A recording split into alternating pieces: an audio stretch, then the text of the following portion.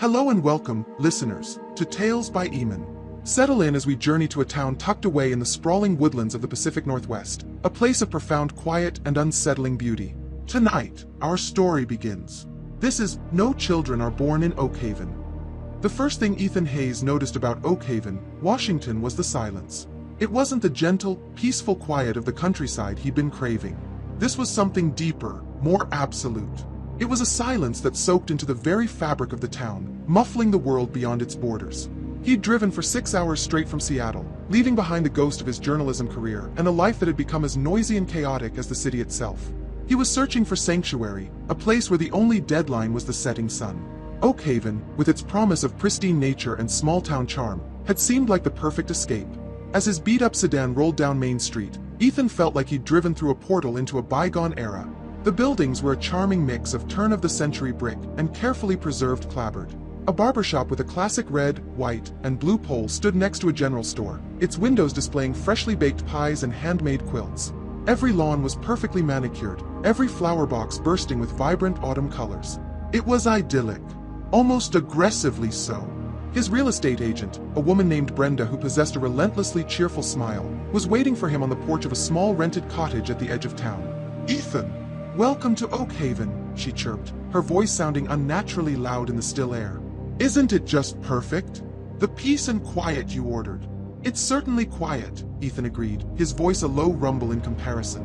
He grabbed his duffel bag from the back seat and followed her inside. The cottage was simple, clean, and smelled of lemon polish and old wood. It was exactly what he needed. "The whole town is like this," Brenda continued, gesturing vaguely towards the window. "No traffic, no sirens, no noisy neighbors. It's our biggest selling point. A perfect place to get away from it all. You'll get more writing done here in a month than you did in a year back in the city, I guarantee it." Ethan nodded, forcing a smile. He was a writer now, he had to remind himself. Not a journalist. Journalists asked questions, they poked and prodded until the truth squirmed out. He was done with that. He was here to write a novel, a piece of fiction far removed from the harsh realities he used to cover. After Brenda left, leaving him with a set of keys and a town map, the silence settled in again. It pressed in on him from all sides. He unpacked his few belongings, setting up his laptop on a sturdy oak desk that faced a window overlooking the dense, evergreen forest that bordered the property. He tried to write, to capture the feeling of this strange new place, but the words wouldn't come. The silence wasn't peaceful, it was empty. It felt like a held breath. Deciding a walk would clear his head, he grabbed his jacket and headed back toward the town center. The late afternoon sun cast long shadows across the empty sidewalks. He passed houses with welcoming porches and rocking chairs, but no one was sitting in them. He saw cars parked in driveways, but no one was washing them. He walked for nearly 30 minutes and didn't see another soul. Then he found the town park. It was a lovely patch of green, nestled between two quiet residential streets.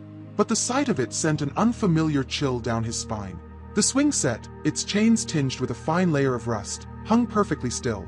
The slide, a cheerful yellow, was slick with dew and fallen leaves, clearly untouched for some time. There were no scuff marks from sneakers, no forgotten toys in the sandbox, no faint, lingering echoes of laughter or shouting.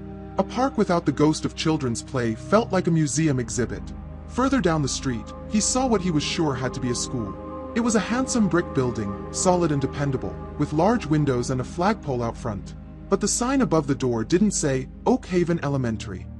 It read, Oakhaven Community Archive and Historical Society. The vast, grassy field behind it, which should have been a playground or a soccer field, was an unbroken, pristine lawn. No goalposts, no baseball diamond, nothing. An uneasy feeling began to coil in Ethan's stomach. This wasn't just a quiet town. It wasn't just a popular spot for retirees. There was an absence here, a void he couldn't quite name but was beginning to understand. He found the local diner, the Oak Nook, and pushed his way inside, grateful for the jingle of the bell above the door that momentarily broke the oppressive silence. The diner was warm and smelled of coffee and frying bacon. A few older patrons were scattered in the booths, nursing cups of coffee and speaking in low, hushed tones that were quickly swallowed by the room. He took a seat at the counter. A man in his late 60s with a kind, weathered face and a white apron wiped the counter in front of him. "Afternoon," the man said. "What can I get for you?" "Coffee, please," Ethan said, his voice feeling hoarse. "And a slice of that apple pie, if it's fresh." "Always fresh," the man said with a faint smile. I'm Frank Gable. I own the place. Ethan Hayes. I just moved into the cottage down on Elderberry Lane. Frank's smile widened a fraction. Ah, the writer. Brenda told us you were coming. It's good to have a new face. We don't get many.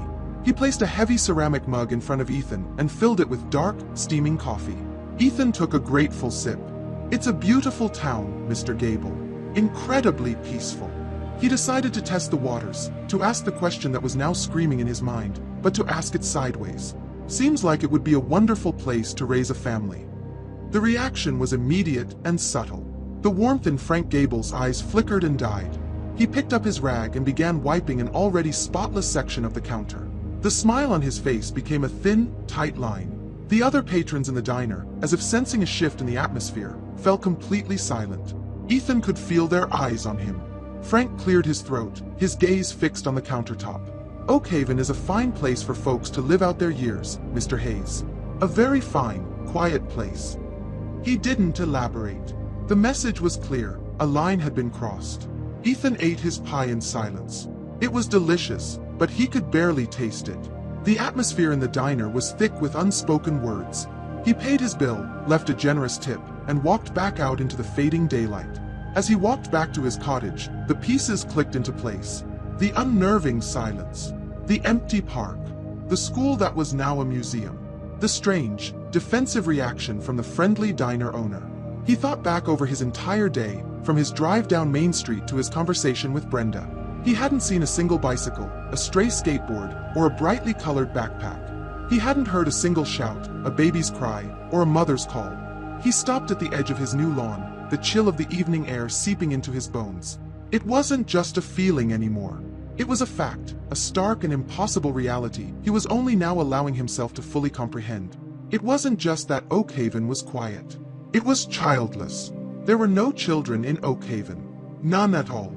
And as he stood there, with the dark forest looming behind him and the silent, perfect town spread out before him, Ethan Hayes, the writer who had come seeking peace, realized he had just stumbled upon the most terrifying story of his life. Sleep offered Ethan no escape. He dreamt of empty playgrounds and silent, echoing school hallways. He woke up just before dawn, the profound quiet of Oakhaven feeling less like a gentle blanket and more like a tomb. The realization from the previous night had settled deep in his gut, a cold, hard knot of journalistic instinct he thought he had buried for good. He was no longer just a novelist seeking solitude. He was an investigator staring into the face of an impossible anomaly. He spent the first hours of the morning on his laptop, his fingers flying across the keyboard with a forgotten urgency. He searched for Oakhaven, Washington, Oakhaven school closures, Oakhaven birth rates, Oakhaven census data. The results were bafflingly sparse. The town had a simple, official website that boasted about its tranquility and its vibrant community of artisans and retirees.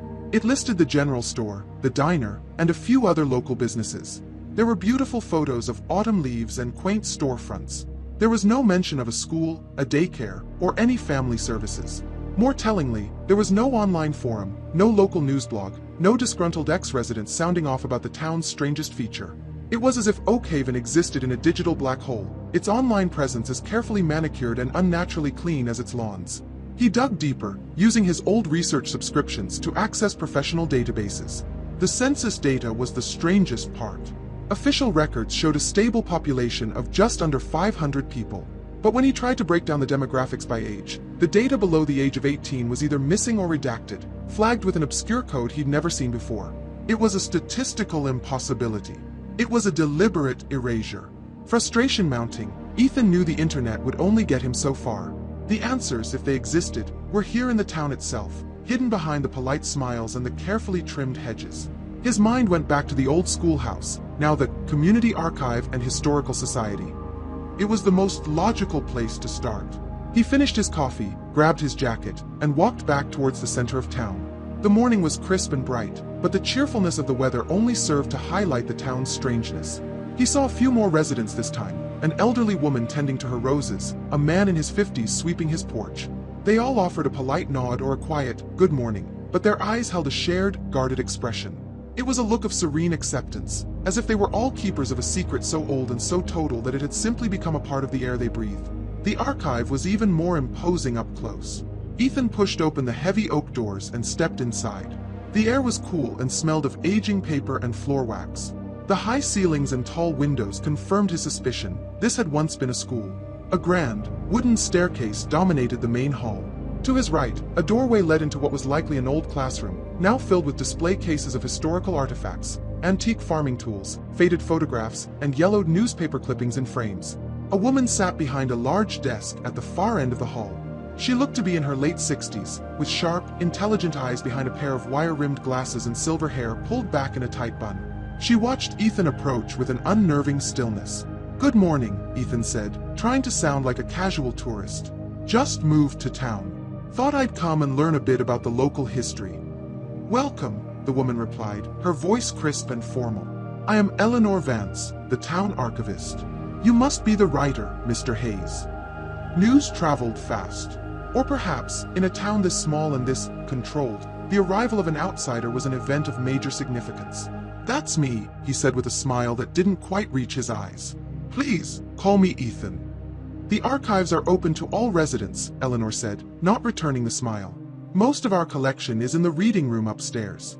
Is there anything in particular you're interested in? The town's founding? The logging industry?" Ethan decided a direct approach would get him nowhere. He had to play the part of a writer absorbing local color. "Actually, I'm just browsing, trying to get a feel for the place. Maybe old town records, family histories, that sort of thing. I find that the personal stories are what really bring a place to life." A flicker of something, caution perhaps, crossed Eleanor's face before being replaced by a mask of professional courtesy. "Of course. The public records are on the second floor. Town ledgers, yearbooks, photographs. They are organized by decade. Please be mindful of the fragility of the older documents." She watched him for a moment longer before adding, "Just sign the guest register before you go up." Ethan scribbled his name and climbed the creaking staircase. The second floor was a single, vast room, clearly the old school library, with shelves stretching to the ceiling. Sunlight streamed through the tall, arched windows, illuminating dust motes dancing in the air. He found the section labeled Town Records and Photography and started with the yearbooks. He pulled one from the shelf. Oakhaven High School, 1975. The cover was faded blue. Inside, the faces of smiling teenagers with feathered hair and wide collars stared back at him. He pulled another, 1980, then 1985. The hairstyles changed, the fashion evolved, but the photos were full of life, capturing proms, football games, and science fairs. Then he reached 1988. It was a thinner volume than the others. The faces in the photos seemed more subdued. There were fewer club photos, fewer candid shots. After that, 1989. Then the shelf was empty. He ran his hand along the dusty space. There were no yearbooks for 1990, or any year after. He moved to the boxes of town photographs, which were meticulously labeled. He found photos of the annual Founders' Day picnic. In the 1970s and 80s, the images were filled with families. Parents pushed children on swings, teenagers played tug-of-war, toddlers chased after bubbles. The images were vibrant and chaotic. He found the box for Founders' Day, 1990 to 2000. The photos inside were starkly different. The same town square, the same picnic tables. But now, only adults. Middle-aged and elderly couples sat on blankets, chatting quietly. There were no children running on the grass, no teenagers sulking by the punch bowl. The chaotic joy was gone, replaced by a quiet, orderly solemnity. The change was abrupt. It wasn't a gradual decline. It was a cliff. Something had happened in Oakhaven around 1989. Something that had erased its children. He sat there for what felt like hours, the silence of the old library pressing down on him, the smiling faces of the last children of Oakhaven staring up at him from the glossy pages of the 1988 yearbook. He was so engrossed he didn't hear the soft footsteps on the stairs. "Finding everything you need, Mr. Hayes?" Ethan jumped, startled. Eleanor Vance was standing at the end of the aisle, her arms crossed, her expression unreadable. She hadn't made a sound. "Yes, thank you," Ethan managed, closing the photo album. "It's a very thorough collection. A real snapshot of the town's history." Eleanor walked closer, her gaze falling on the 1988 yearbook he'd left on the table. "Yes. We pride ourselves on preserving our history," she said, her voice dropping almost to a whisper. "We believe it's important to remember things exactly as they were." Her eyes met his, and in their sharp, clear depths, he saw not a threat, but something that looked chillingly like a warning. Some stories, she added softly, are best left on the page. She turned and walked away, her footsteps once again silent on the old wooden floor. Ethan sat frozen, the archivist's words hanging in the air. It was a polite suggestion, but the underlying message was unmistakable. Stop digging. He packed up his things, his heart pounding in his chest. As he walked down the stairs and headed for the exit, he glanced at the main display hall one last time. His eyes caught a framed newspaper clipping he'd overlooked earlier. The headline, from the local Oakhaven Ledger dated October 31st, 1989, was printed in bold, stark letters. It read, "Town mourns after unthinkable tragedy at annual harvest festival." The story below it had been carefully, precisely, cut out of the frame, leaving only the headline behind. The walk back to his cottage was a blur. The archivist's words, "Some stories are best left on the page," echoed in Ethan's mind, each repetition stripping away the politeness and revealing the cold, hard threat beneath. It was a perfectly delivered message. We know who you are, we know what you're looking for, and you need to stop. The missing newspaper article was the exclamation point. It wasn't just a forgotten piece of history. It was a wound the town had deliberately, surgically removed from its own memory. Unthinkable tragedy. The phrase was a gaping hole in Oakhaven's carefully constructed facade of tranquility. Back in the sterile quiet of his rental, Ethan paced the floor. His novel lay forgotten on the desk. The fictional world he'd planned to create seemed pale and insignificant compared to the very real, very chilling mystery he had stumbled into. He was a journalist again, whether he wanted to be or not. The familiar, addictive rush was back, the hunt for the truth. But this time, it was laced with a genuine sense of dread. In the city, his investigations had been about exposing corruption or crime. This felt different. This felt like disturbing a grave. He knew the official channels were closed to him. Eleanor Vance was the town's gatekeeper, and she had firmly shut the gate in his face. He needed a human source, someone who had lived through the silence, someone whose memory hadn't been neatly filed away and redacted. His thoughts immediately went to Frank Gable, the diner owner. Frank's reaction to the mention of family had been the first crack Ethan had noticed in the town's veneer.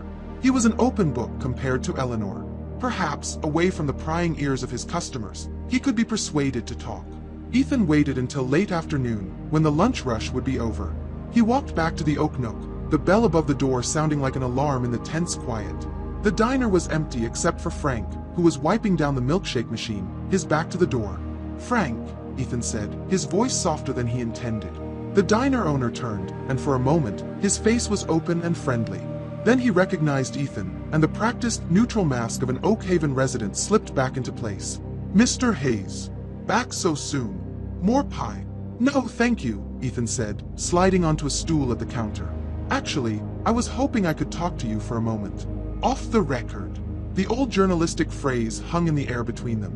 Frank stopped his wiping, his hands becoming very still. He placed the damp cloth on the counter and looked at Ethan, his eyes weary, as if he'd been waiting for this conversation for a very long time. "I'm just a guy who runs a diner," he said, his voice low. "I serve burgers and coffee. I don't have any stories to tell." "I was at the community archive today," Ethan pressed gently. "I was looking through the old yearbooks." He watched Frank's face carefully. A muscle in the older man's jaw twitched. "The last one is from 1989. And then, nothing." Frank sighed, a heavy, tired sound that seemed to carry the weight of years. He picked up the cloth again and began methodically polishing the chrome machine, his gaze fixed on his own reflection. "People grow up. They move away. It happens in small towns. There are no pictures of children in this town after that year, Frank. Not in the public archives, not on the swings in the park. I found a newspaper clipping. October 31st, 1989. It mentioned a tragedy at the Harvest Festival." At the mention of the festival, Frank flinched. He finally stopped polishing and turned to face Ethan fully. The weariness in his eyes was now mixed with a deep, profound sadness. "You need to understand," he said, his voice barely a whisper. "You moved here for the peace and quiet. Don't go digging up the things that made it quiet. Some things, they're better left buried." "What happened at that festival?" Ethan asked, leaning forward slightly. "What was the tragedy?" Frank looked away, his eyes scanning the empty booths of his diner as if seeing ghosts. It wasn't a tragedy in the way you're thinking," he said, his words slow and chosen with immense care. "There was no accident, no fire, no one to blame." He paused, swallowing hard. "It was the flu. That's what Dr. Miller called it at first. A sudden, aggressive flu that swept through the festival that night. But it only affected the children. Every single one of them. A cold dread, colder than anything he'd felt before, washed over Ethan. The flu. Did they die? Frank shook his head slowly, a gesture of agonized confusion. No, he whispered, and the single word was somehow more terrifying than yes. That's the part you won't understand. Nobody from the outside ever could. They didn't die. They just faded. Faded, Ethan repeated, his reporter's brain struggling to process a word that had no place in a factual account. What do you mean, faded? One by one, over the next few weeks, they got quiet. They stopped playing. They stopped talking. It was like the light inside them was being turned down. They'd just sit there, staring. Healthy bodies, but with nothing behind their eyes. And then, his voice cracked. They started to disappear. Not all at once. One day, you'd look into your child's room, and they'd just be gone. No sign of a struggle, no unlocked window. Just an empty bed. Ethan stared at him, speechless. This was impossible. It was the stuff of nightmares, of dark fairy tales. All of them, he finally managed to ask. Every child in town? Frank nodded, his eyes glistening with unshed tears. All of them. From the newborns to the high school seniors. 76 children. Gone by Christmas. Oakhaven lost its future in 2 months. The silence that followed was heavier than any silence Ethan had yet experienced in this town. It was the sound of a hollowed-out world. He finally understood. The quiet wasn't peace. It was grief. A permanent, collective, suffocating grief. And after that? Ethan asked, his voice hoarse. No one ever had children again? A few couples tried in the years right after, Frank said, his gaze distant. The babies were born healthy, perfect, and for a little while, we'd have hope again. But it always ended the same way. Sometime before their first birthday, they'd just be gone. The same silent disappearance. After the third one, people just stopped trying. It was a curse, a blight on the town. We learned to live with the quiet. We had to. To survive, we had to forget. Ethan felt a wave of nausea. This was so much worse than he could have imagined. This wasn't a story to be investigated. It was a horror to be escaped. Thank you, Frank, he said, his throat tight. For telling me. Frank gave a slight, dismissive shrug, as if the confession had drained him of his last ounce of energy. The archivist, Eleanor Vance, he said, his voice flat. She was the high school principal back then. She lost more than anyone. Be careful, Mr. Hayes. We don't talk about this. Not because we're hiding a crime, but because we're hiding from a memory that will tear us all apart if we let it. He turned his back then, a clear dismissal, and began cleaning again, his movements stiff and mechanical.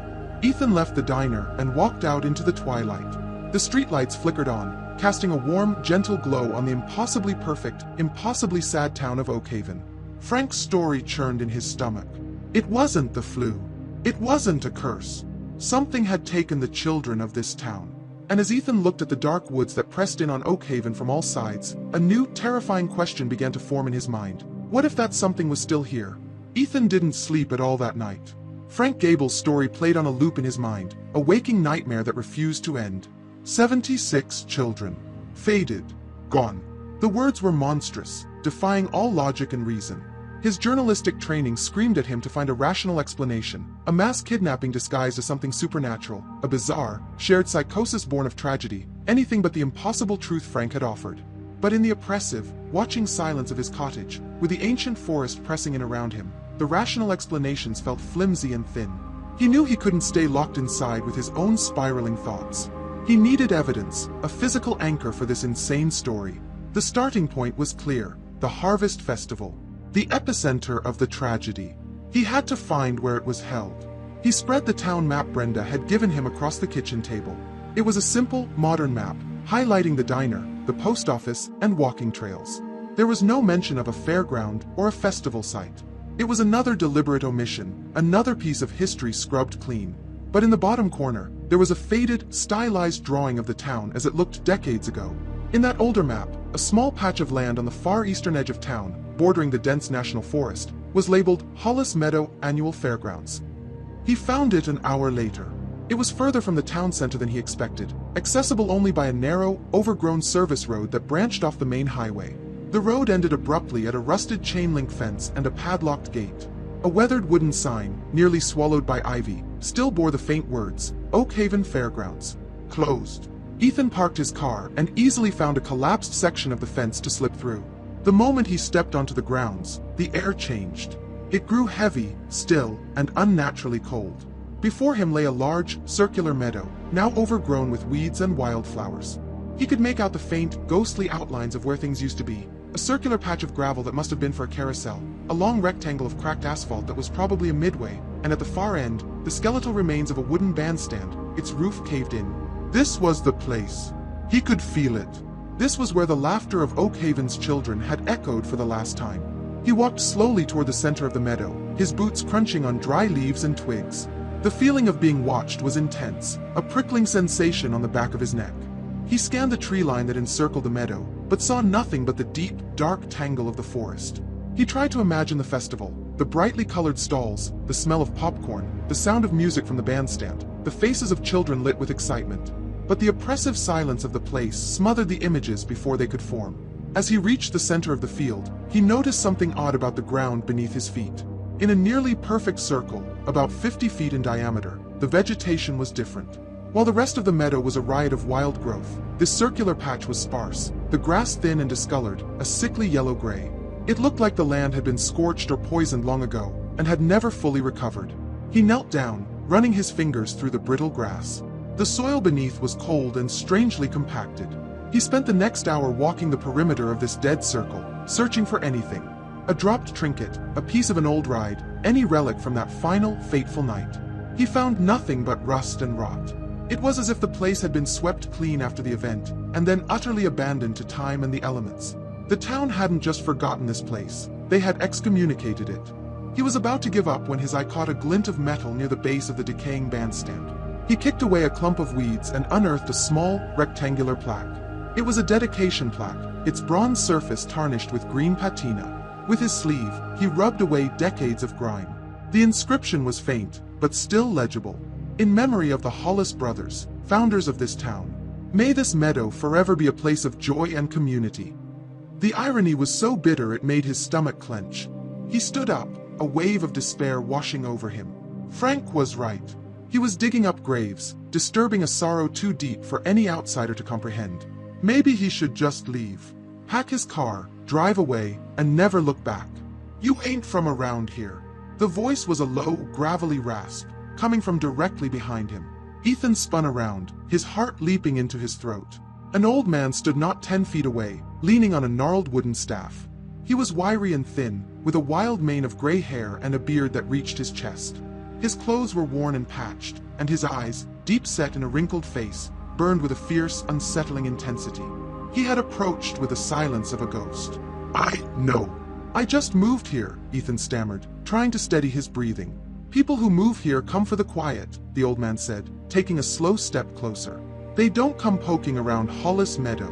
This place is memory dust. Nothing for you here. I'm just a writer, Ethan said, falling back on his cover story. Looking for local color. The old man let out a short, sharp laugh that sounded like stones grinding together. There's color here, all right. A color you don't want to see. He gestured with his staff toward the discolored circle in the center of the meadow. You see that? That's the scar. The place where it landed. Landed? Ethan asked, his blood running cold. What landed? They don't talk about it, the man rasped, his eyes darting toward the woods. The townfolk, they call it a sickness. A tragedy. Easier to sleep at night thinking that. But I was here. I saw it. It wasn't no sickness. It came from up there. He pointed a trembling finger toward the overcast sky. And it went down there. He pointed to the woods. What came? Ethan pressed, his fear now mixed with a desperate need to know. What did you see? The old man's eyes widened, a flicker of old terror surfacing. A sound, first. Like a million whispers all at once, a sound that gets right inside your bones. Then a light. Not bright, but sick. A green-gray light, same color as that dead patch of ground. It settled right over the festival. And when it was gone, the kids, they were different. The music inside him was gone. He took another step, his voice dropping to a conspiratorial hiss. The town leaders, Eleanor Vance and her lot, they'll tell you to leave it be. They made a bargain, you see. A bargain with what lives in those woods now. They give it silence, and it stays hidden. You go making noise, you go asking questions, you're breaking the treaty, and it gets hungry. Suddenly, a loud snap of a twig echoed from the dark tree-line. The old man flinched violently, his head whipping around toward the sound. The fierce look on his face dissolved into one of pure, animal panic. "You need to go," he hissed at Ethan, his eyes wide with fear. "You need to leave this place. Leave this town. It heard us. You woke it up." Without another word, he turned and scrambled away, disappearing into the woods with a speed that seemed impossible for a man his age. Ethan was left standing alone in the center of the blighted meadow, his heart hammering against his ribs. The silence that rushed back in was no longer empty. It was listening. Panic is a cold, sharp thing. It bypassed all of Ethan's rational thought and seized his primal instincts. He didn't wait for a second sound from the woods. He turned and ran. He fled Hollis Meadow without a backwards glance, scrambling through the collapsed section of the fence and fumbling with his car keys, his hands shaking so violently it took him 3 tries to get the key in the ignition. The engine roared to life, and he slammed the car into reverse, gravel spitting from beneath the tires. He didn't slow down until the rusted gates of the fairground were a small shape in his rearview mirror, swallowed by the encroaching twilight. He drove back to his cottage with the windows rolled up and the radio off, but the silence in the car was no comfort. It was filled with the old man's rasped words. It landed. A bargain with what lives in those woods now. It gets hungry. Back inside his rented sanctuary, he locked the door and drew all the curtains, a futile gesture against a threat he couldn't begin to define.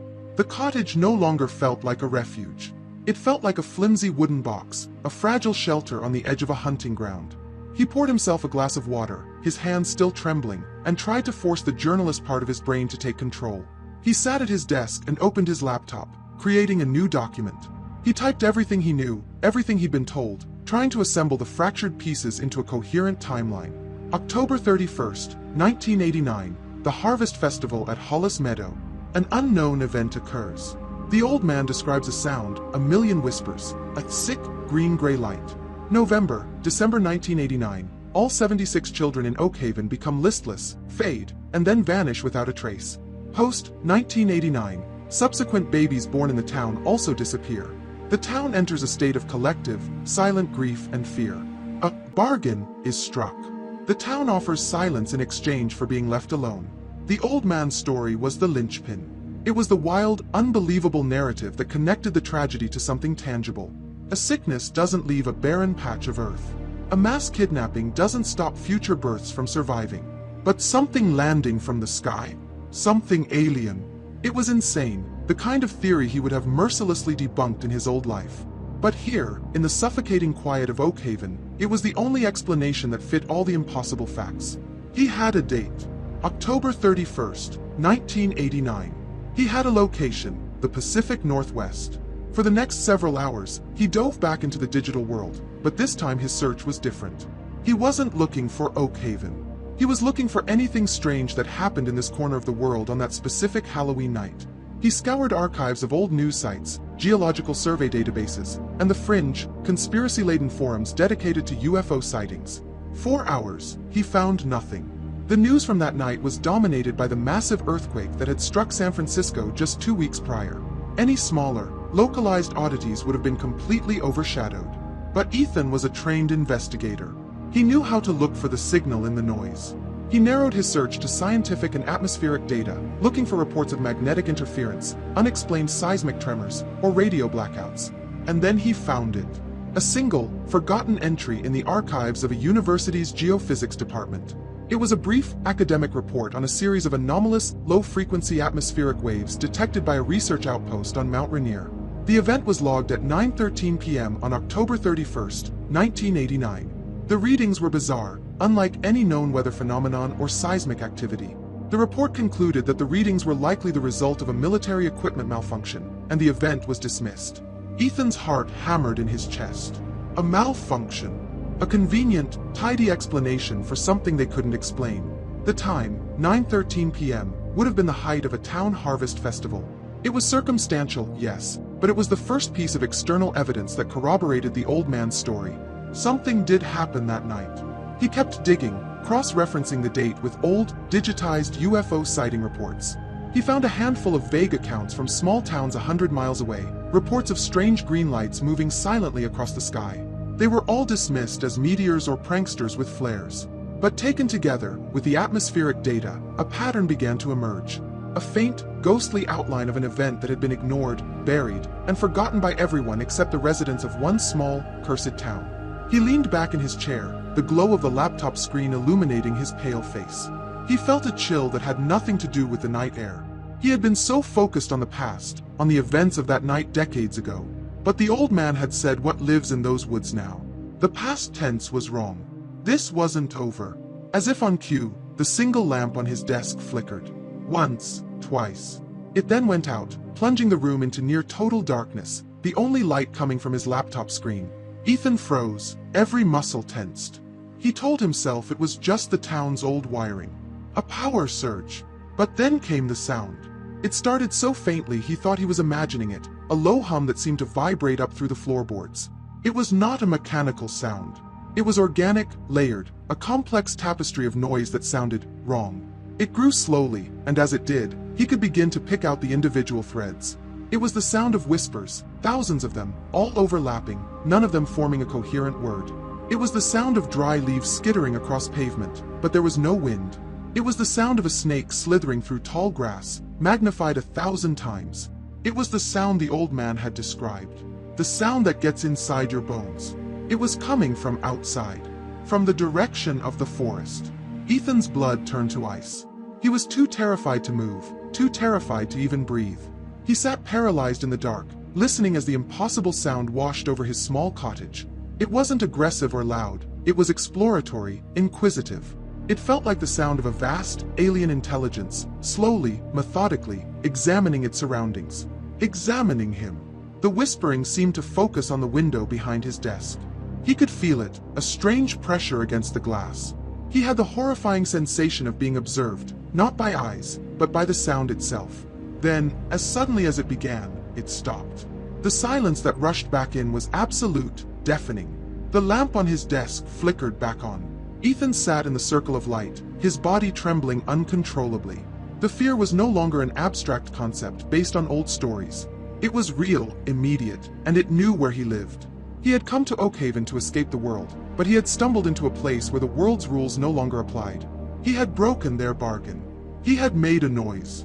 And now, the silence was coming for him. The sun rose, but it brought no comfort. Dawn in Oakhaven was just a quieter, colder version of the night. Ethan hadn't moved from his desk. He had sat through the long, dark hours, a sentinel in his own prison, listening to the normal sounds of an old house settling, and flinching at every one. The terrifying, whispering hum had not returned, but its absence was just as unnerving. It had made its point. It knew he was here. His first instinct was to flee. To throw his belongings in his car and drive until Oakhaven was nothing but a bad memory, a story he would tell no one for fear they'd think him insane. But he knew he couldn't. The journalist in him, the part that had been dormant for so long, was now fully awake and screaming. He had the pieces of an impossible story, a story that had consumed 76 lives and held an entire town hostage for over 30 years. To run now would be to abandon them, to leave the memory of those children buried in the suffocating silence. And there was another, more selfish reason he had to stay.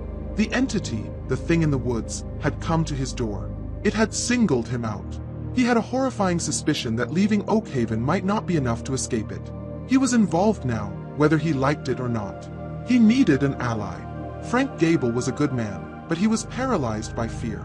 The old man in the woods, Silas, Ethan had decided to call him, a name that felt as weathered and solitary as the man himself, was a source of truth, but he was unstable and elusive. That left one person.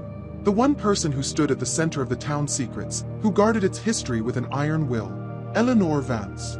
Her warning to him in the archive now seemed less like a threat and more like a desperate plea. Some stories are best left on the page. She wasn't trying to hide a crime. She was trying to keep a monster from waking up. And Ethan, in his ignorance, had stumbled through her defenses and rattled its cage. He found her name in the thin Oakhaven phone book he'd found in a kitchen drawer. Her address was on Hemlock Lane, one of the older, more secluded streets on the other side of town. He didn't bother to call.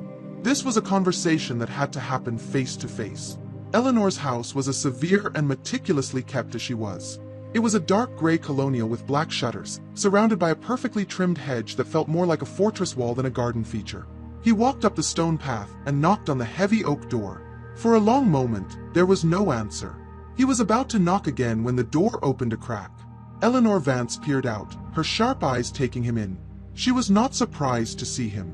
"Mr. Hayes," she said, her voice flat and devoid of any welcome. "I believe I made the town's position on amateur historians quite clear."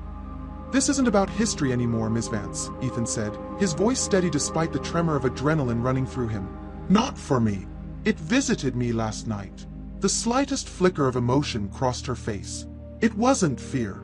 It was a weary, bitter resignation. "I was afraid of this," she said softly, more to herself than to him. She opened the door wider. "Come in. Closing the barn door after the horse has bolted, I suppose." He stepped into a home that was as orderly and controlled as the archive. Books lined every wall, and the air smelled of old paper and beeswax. She led him to a small, sunless study and gestured for him to sit in a stiff-backed chair. She remained standing, her posture rigid, her hands clasped behind her back. "Tell me," she commanded. Ethan recounted everything. His conversation with Frank, his visit to Hollis Meadow, the barren circle of land, his encounter with the old man, who she identified with a sad shake of her head as Silas Blackwood, a man who had lost his wits that night at the festival. He told her about his research, the atmospheric data from Mount Rainier, and finally, he described the sound. The whispers, the feeling of it pressing against his window. As he spoke, he watched her. She did not react with shock or disbelief. She simply listened, her expression hardening into one of grim confirmation. When he finished, the silence in the room was absolute. "So you see," she said finally, her voice low and laced with the exhaustion of decades. "You see why we have our rules. Why we value our quiet. It's not just grief we're nursing, Mr. Hayes. It's a truce. A fragile, 30-year truce." "A bargain," Ethan said, echoing Silas's words. Eleanor nodded. "After the disappearances, the town was broken. We had investigators, police, reporters. They found nothing. They called it a mass hysteria, a collective trauma. They left, and we were alone with the silence. And with it, in those early years, it was more active. The sounds were more frequent. Pets would vanish. People felt watched. We learned that it was drawn to inquiry, to strong emotions, to change. And so, we made a choice. We would offer it nothing.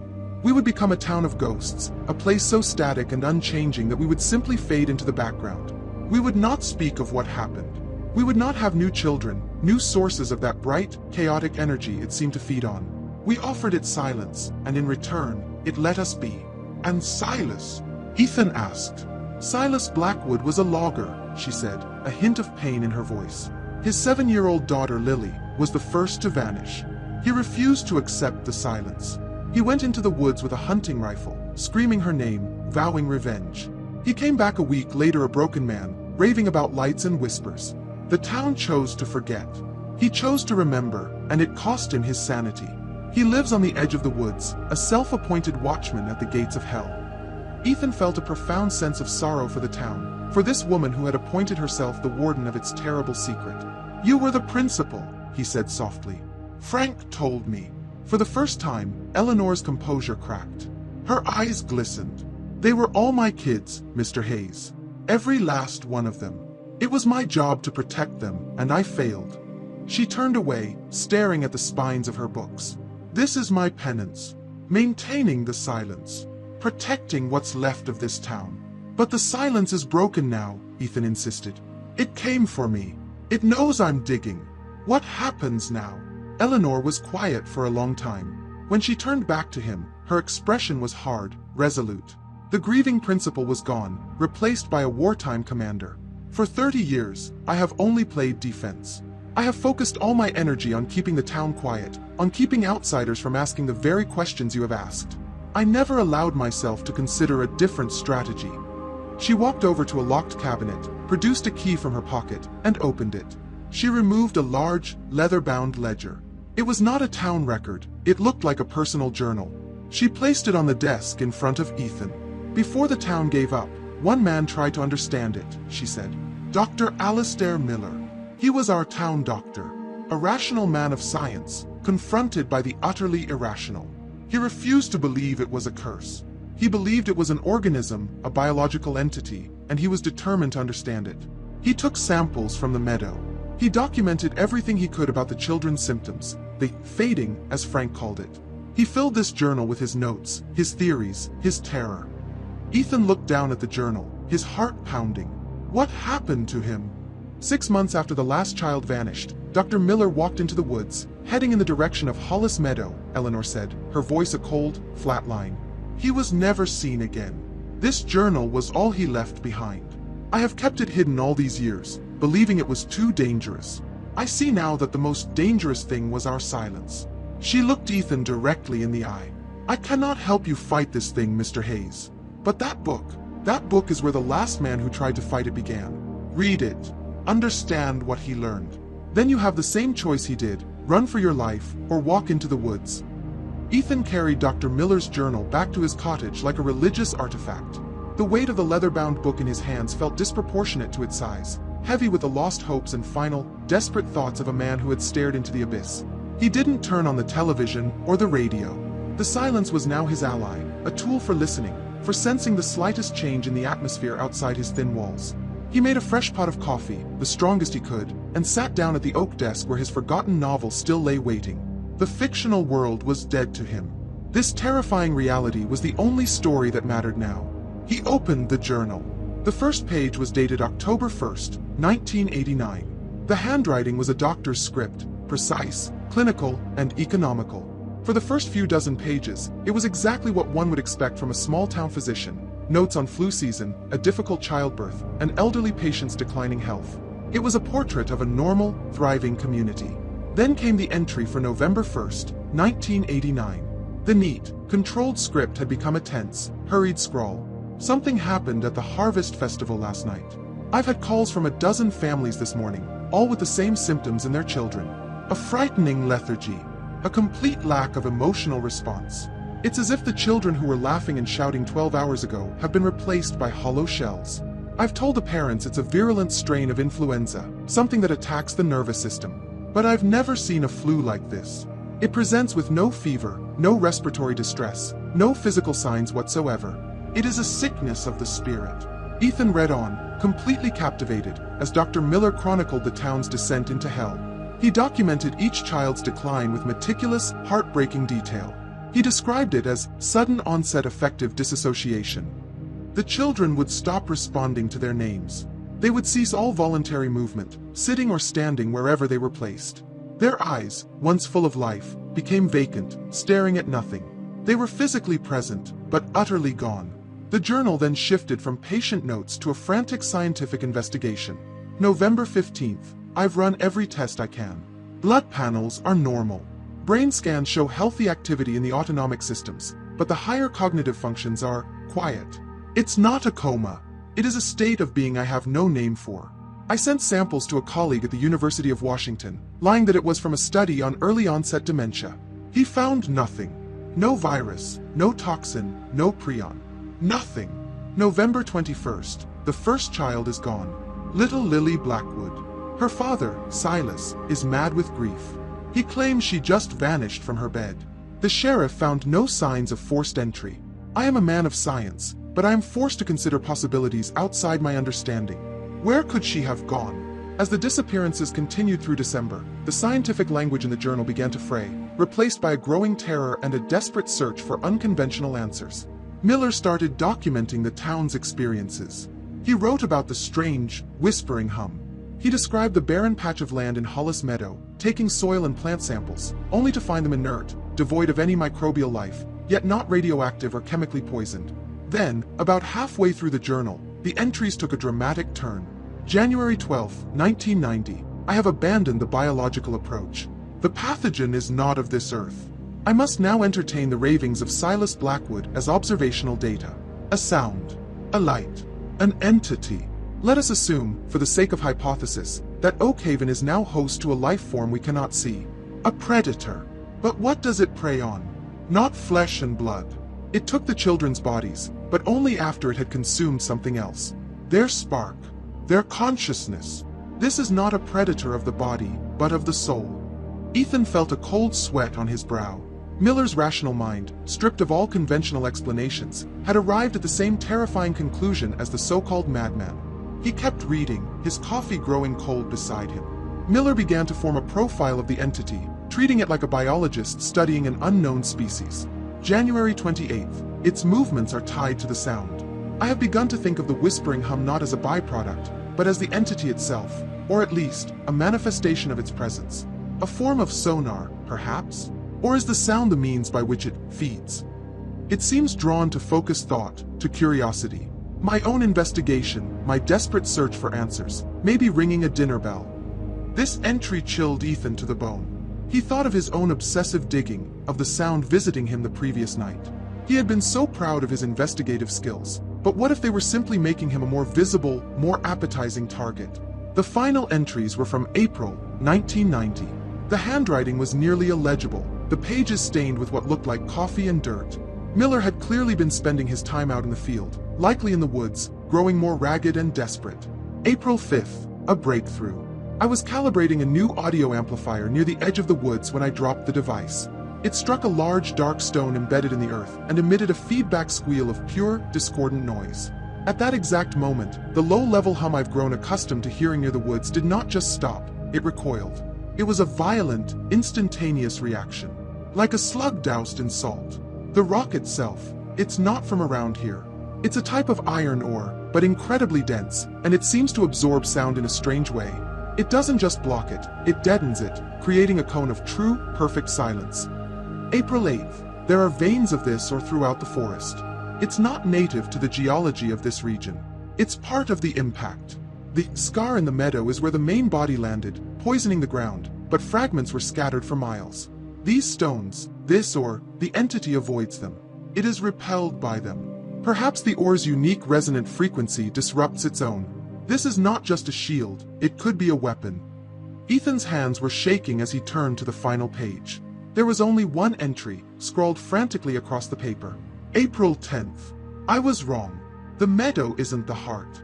It's just the wound. The entity has a nest, a focal point. My seismic sensors picked up the vibrations. They all trace back to the same location, the old quarry, deep in the woods. That's where the largest deposit of the ore must be. That's why it made its lair there.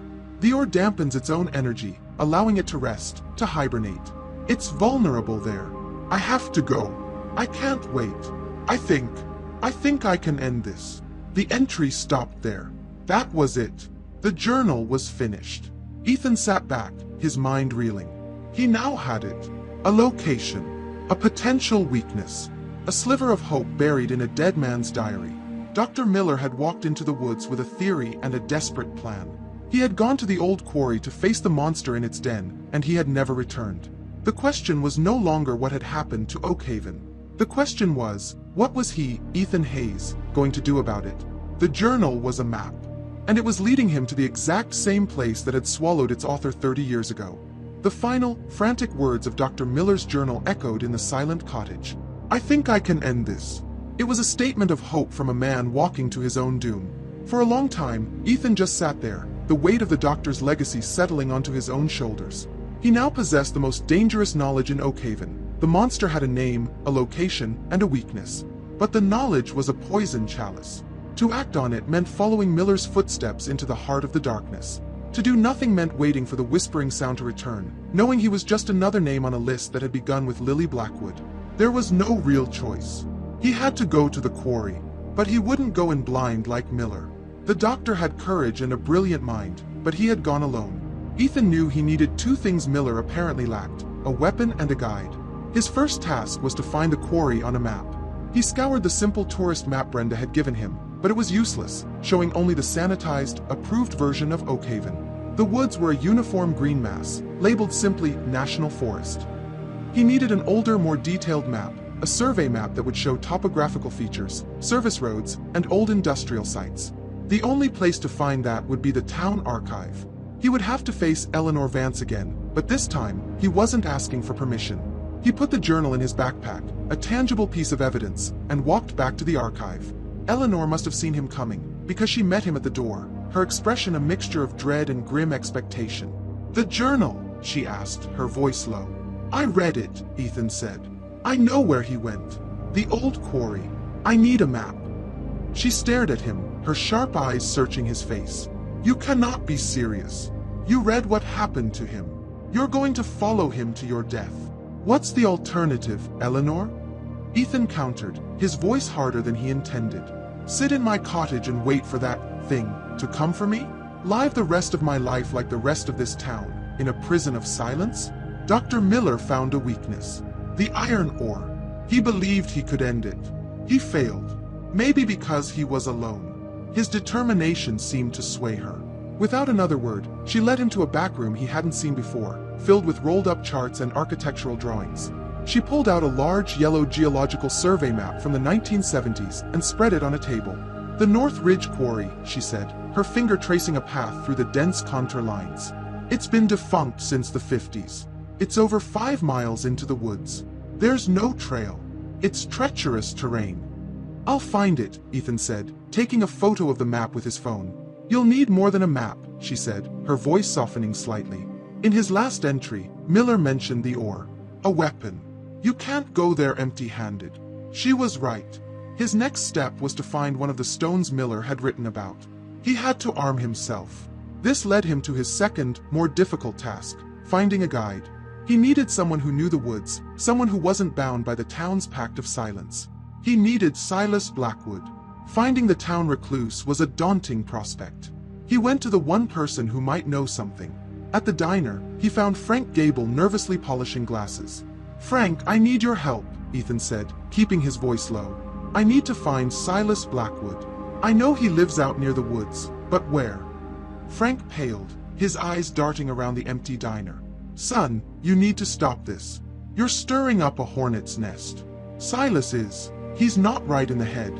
He's best left alone. He's the only one who's seen it and is willing to talk about it, Ethan insisted. And he knows the woods. Please, Frank. I'm not doing this for a story anymore. Seeing the desperation in Ethan's eyes, Frank finally relented with a heavy sigh. He has a shack, a lean-to really. About a half-mile past the old fairgrounds, deep in the thicket where the pines grow close together. Follow the deer trail that runs along the creek. But Ethan, be careful. He's not the only thing that lives out there. Armed with the location of the quarry and a general idea of where to find Silas, Ethan drove back toward Hollis Meadow. This time, he didn't park at the gate. He parked further down the road and entered the woods, the air growing instantly colder as he passed beneath the canopy of ancient trees. He found the creek Frank had mentioned and followed the faint deer trail, pushing through thick underbrush. After 20 minutes of hiking, he smelled wood smoke. He moved more cautiously and soon saw it, a crude shelter built against the side of a large boulder, its roof a patchwork of scavenged metal and tarps. Silas Blackwood was sitting on a stump out front, sharpening a hunting knife with a whetstone, his movements slow and methodical. Silas looked up as Ethan approached, his eyes instantly wary. He got to his feet, holding the knife in a way that wasn't overtly threatening, but was far from welcoming. I told you to leave, Silas rasped, his eyes narrowed. I can't leave, Ethan said, holding his hands up in a placating gesture. It knows I'm here. It came to my cottage. A flicker of something, pity perhaps, crossed Silas's face. Broke the bargain. Now you're marked. Nothing to do but run. No. There's another option, Ethan said. He slowly reached into his backpack and pulled out Dr. Miller's journal. You remember Dr. Miller? Silas grunted. The doc. He was a good man. The only one who didn't treat me like I was crazy. He listened. I have his journal, Silas, Ethan said, taking a step closer. His last one. He didn't think you were crazy. He believed you. He spent months studying it. He figured out what it is, and he found its weakness. He opened the journal to the last pages, holding it out for Silas to see. He read aloud Miller's final entries, about the sound-dampening iron ore, its repelling effect on the entity, and his theory about the nest in the old quarry. As he read, Silas's entire demeanor changed. The wild, haunted look in his eyes was replaced by a sharp, focused intensity. The idea that his ravings were not madness, but the corroborated testimony of a man of science, seemed to reignite a part of him that had been dormant for 30 years. The stones. Silas whispered, his eyes wide with dawning recognition. I've seen them. Dark, heavy stones. The animals, they don't sleep near him. I always wondered why. He looked from the journal to Ethan, his mind clearly racing. Miller went to the quarry to face it, Ethan said, closing the book. He didn't come back. I'm going after it. But I can't do it alone. I need someone who knows those woods, someone who knows what we're up against. I need you, Silas. Silas stared into the dark woods, his knuckles white on the handle of his knife. Ethan could see the war raging within him, the deep, ingrained terror of the thing that had stolen his daughter versus the sudden, shocking spark of hope that he could finally fight back. Vengeance. After a long, tense silence, he turned back to Ethan. The fear was still in his eyes, but it was now overshadowed by a cold, hard resolve. First, Silas said, his voice a low growl, we get ourselves some of those stones. There was no hesitation. The moment the alliance was forged, Silas transformed. The haunted, broken recluse receded, replaced by a man with a singular, burning purpose. He was no longer just a survivor, he was a hunter. He kicked dirt over the embers of his small fire and grabbed a worn canvas satchel. No time to waste, he growled, his voice rough with disuse. It's quietest before sundown. We'll have a better chance of it not noticing us. I know a place. Ethan followed Silas deeper into the woods, away from the familiar deer trails and into the primordial, untamed forest that bordered Oakhaven. Here, the trees grew closer together, their ancient branches forming a dense canopy that blotted out the afternoon sun, casting the forest floor into a permanent state of twilight. Silas moved with an astonishing agility, his feet barely making a sound on the thick carpet of pine needles and moss. Ethan, clumsy and loud by comparison, did his best to keep up, his city senses overwhelmed by the sheer, oppressive presence of the wilderness. As they walked, a strange thing happened. Silas began to talk. Not in the cryptic hisses and warnings Ethan had heard before, but in a low, rambling monologue, as if the act of taking action had unlocked a part of his mind that had been frozen for 30 years. Lily loved these woods, Silas said, not looking back at Ethan. She wasn't afraid of him, not like the other kids. She'd collect things. Feathers, colored leaves, strange-looking rocks. She had a whole box of them under her bed. He paused, his hand resting on the trunk of a massive cedar. She'd have liked these stones. The dark ones. She'd have said they were from outer space. A sad, bitter chuckle escaped his lips. Guess the kid was smarter than all of us. Ethan listened in silence, realizing he was hearing the first cracks in a dam of grief that had held for 3 decades. He was no longer just an ally to Silas. He was a witness, a confessor. It solidified his own resolve. This wasn't just about survival anymore. It was about justice for Lily Blackwood and the 75 other children whose voices had been stolen from the world. After another mile, Ethan noticed a change. The background chatter of the forest, the chirping of birds, the scuttling of squirrels, the buzzing of insects, was fading. The further they went, the quieter it became, until the only sounds were their own footsteps and labored breaths. It was the same unnatural silence he'd felt in the town, but magnified, concentrated. We're close, Silas whispered, his body tensing. This is its territory. See how nothing sings here. He led Ethan to the edge of a steep, rocky ravine. A small, sluggish stream trickled over moss-covered rocks at the bottom. Silas pointed with his staff. Down there. I've seen them in the creek bed. They wash down from the ridge when it rains. The descent into the ravine was treacherous, but as they reached the bottom, Ethan saw them. They were unmistakable. Scattered among the normal, rounded river stones were jagged, dark rocks. They weren't black, but a deep, matte gray that seemed to drink the light. When Ethan picked one up, he was shocked by its weight. It was easily twice as heavy as a normal rock of the same size. It felt cold, inert, and ancient. It had the distinct metallic smell of ozone. This is it, Ethan said, his voice hushed with a kind of reverence. This is the ore. They began to gather the stones, filling their satchels with the heaviest ones they could carry. The work was methodical, their movements economical, a shared, silent understanding passing between them. As they worked, the air grew colder. And then, Ethan heard it. It started as a low thrumming he could feel in the soles of his boots, a vibration that resonated in his bones. Then the sound bled into the air, the million whispering voices, the sound of 1,000 snakes slithering at once. It was louder here, closer, more defined than it had been outside his cottage. It wasn't just a sound, it was a presence. It was sweeping the area, a form of psychic sonar, and it had found them. Silas froze, his face a mask of primal terror, the old trauma reasserting itself. He dropped the rock in his hand and scrambled backwards, his eyes wide. It's here, he gasped. It knows. The whispering grew in intensity, swirling around the ravine, echoing off the rock walls. It was a disorienting, nauseating wave of noise that seemed to pry at the edges of Ethan's sanity. Panic flared in his chest, cold and sharp. His instinct was to run, to scramble back up the ravine and flee. But then he looked at the heavy dark stone still clutched in his hand. It recoiled, like a slug doused in salt. Dr. Miller's words. Silas! Ethan yelled over the din. The stones. Use the stones. Driven by a surge of adrenaline, Ethan grabbed another piece of or from his satchel. He held one in each hand. The whispering sound was now a deafening roar in his mind, and he could feel a strange tingling pressure against his skin. He did the only thing he could think of. He slammed the two rocks together with all his might. The result was instantaneous and utterly bizarre. There was no loud clang of rock on rock. Instead, the moment they made contact, they produced a dull, resonant thump that was more felt than heard. And in that same instant, the alien whispering vanished. Not faded, but shredded. It was as if a bubble had formed around them, a perfect sphere of absolute, profound silence. Outside the bubble, Ethan could still see the leaves on the trees trembling with the sound's vibration, but inside, there was nothing. He stared at Silas, his eyes wide. The old man was looking at his own hands, then back at Ethan, a look of stunned disbelief on his face. He slowly, hesitantly, picked up two of the dark stones and clapped them together. The silent bubble around them seemed to expand, to solidify.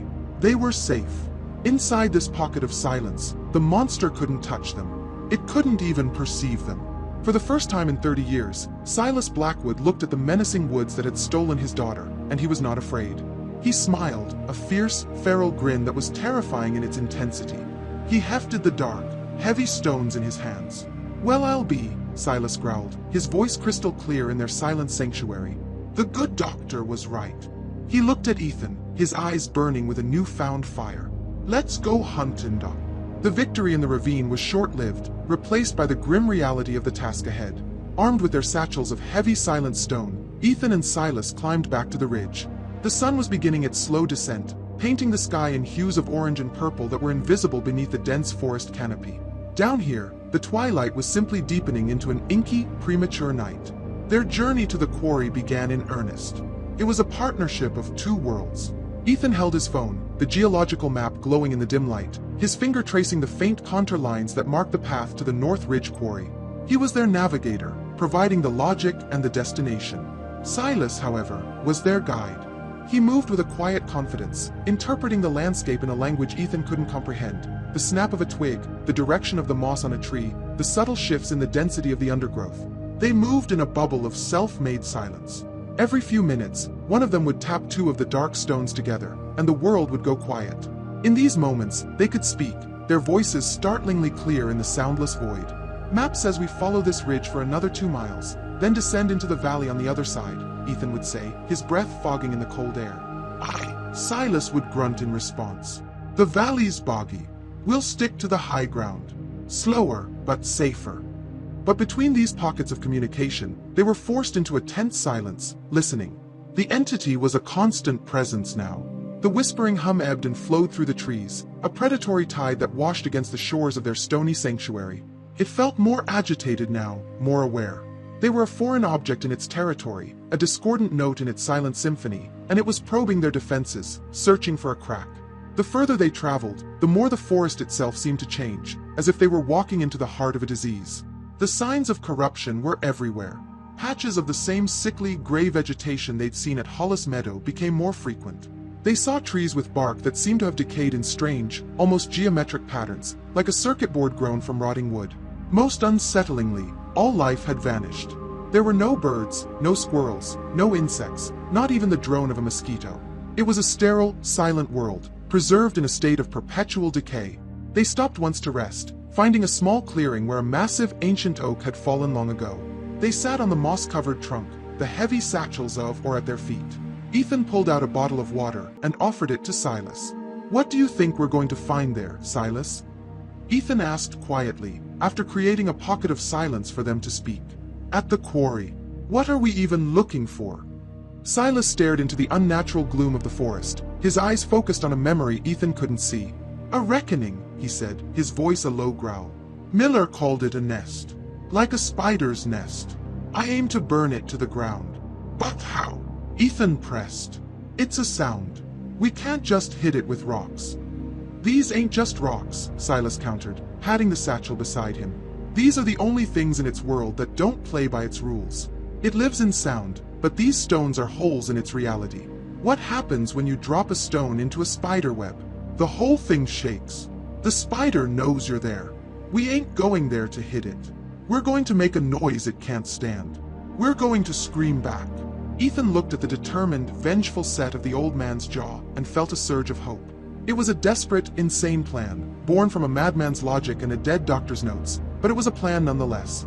They were no longer just defending, they were going on the attack. They pushed on. An hour later, Silas held up a hand, stopping them. "We're here," he whispered. They had reached the edge of a high ridge. The trees abruptly ended, giving way to a vast, gaping wound in the earth, the North Ridge Quarry. It was far larger than Ethan had imagined, a massive amphitheater of gray rock that descended in sharp, tiered ledges into a dark, foggy basin.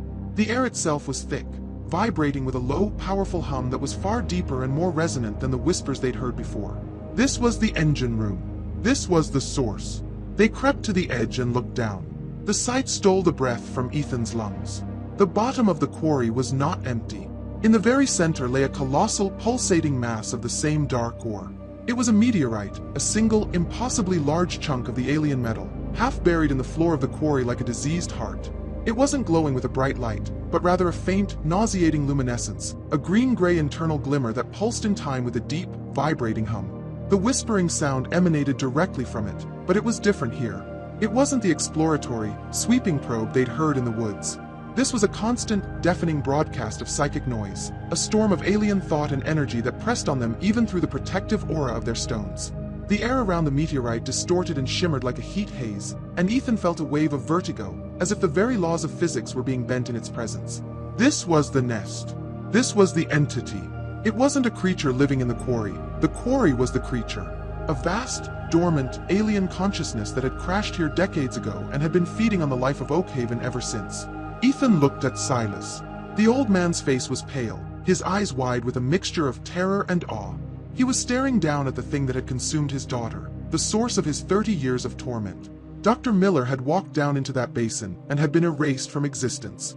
They stood on the precipice, two small, fragile men armed with a handful of stones, facing a sleeping, malevolent god. The task before them suddenly seemed not just dangerous, but cosmically, laughably impossible. For a long time, they could only stare down into the basin of the quarry, mesmerized and horrified by the pulsating, alien heart that lay nestled within it. The sheer scale of the entity was a physical blow, a force of gravity that seemed to pull the hope right out of them. Ethan's mind, accustomed to dealing with human-sized problems, struggled to even comprehend what he was looking at. How do you fight a living rock that sings a song of madness? It was Silas who broke the paralysis. He wasn't looking at the colossal meteorite with scientific awe or existential dread. He was looking at it with the pure, undiluted hatred of a man staring at the murderer of his child. "It's sleeping," Silas rasped, his voice barely audible over the psychic hum that pressed in on them. "Or resting. Miller was right. This is its den." "It's 100 tons of rock, Silas," Ethan said, the futility of their situation crashing down on him. "Our stones, they're pebbles. What can we possibly do?" Silas turned his burning gaze from the quarry to Ethan. Miller's notes. The feedback squeal when he dropped his machine on the rock. It was a loud, unexpected, ugly noise. That's what hurt it. The thing that lives in the meadow, that hunts in the woods, it's just a whisper. A projection. But this, he gestured down at the meteorite, this is the source. This is the bell. We're not here to break it, Ethan. We're here to ring it. He scanned the rim of the quarry, his woodsman's eyes looking for more than just trails. They were looking for tools. This was a rock quarry, he said, thinking aloud. They didn't just dig this hole with shovels. They used machines. Big, loud machines. His eyes lit up, and he pointed towards the far side of the quarry's edge. Half swallowed by rust and 30 years of vegetation was the skeletal frame of a massive piece of equipment. It was an old rock crusher, a monstrous contraption of gears and conveyor belts, with a huge, funnel-shaped hopper at the top that would have fed boulders into its grinding maw. From the crusher, a long, steep metal chute descended almost to the very bottom of the quarry, designed to guide the crushed gravel into piles.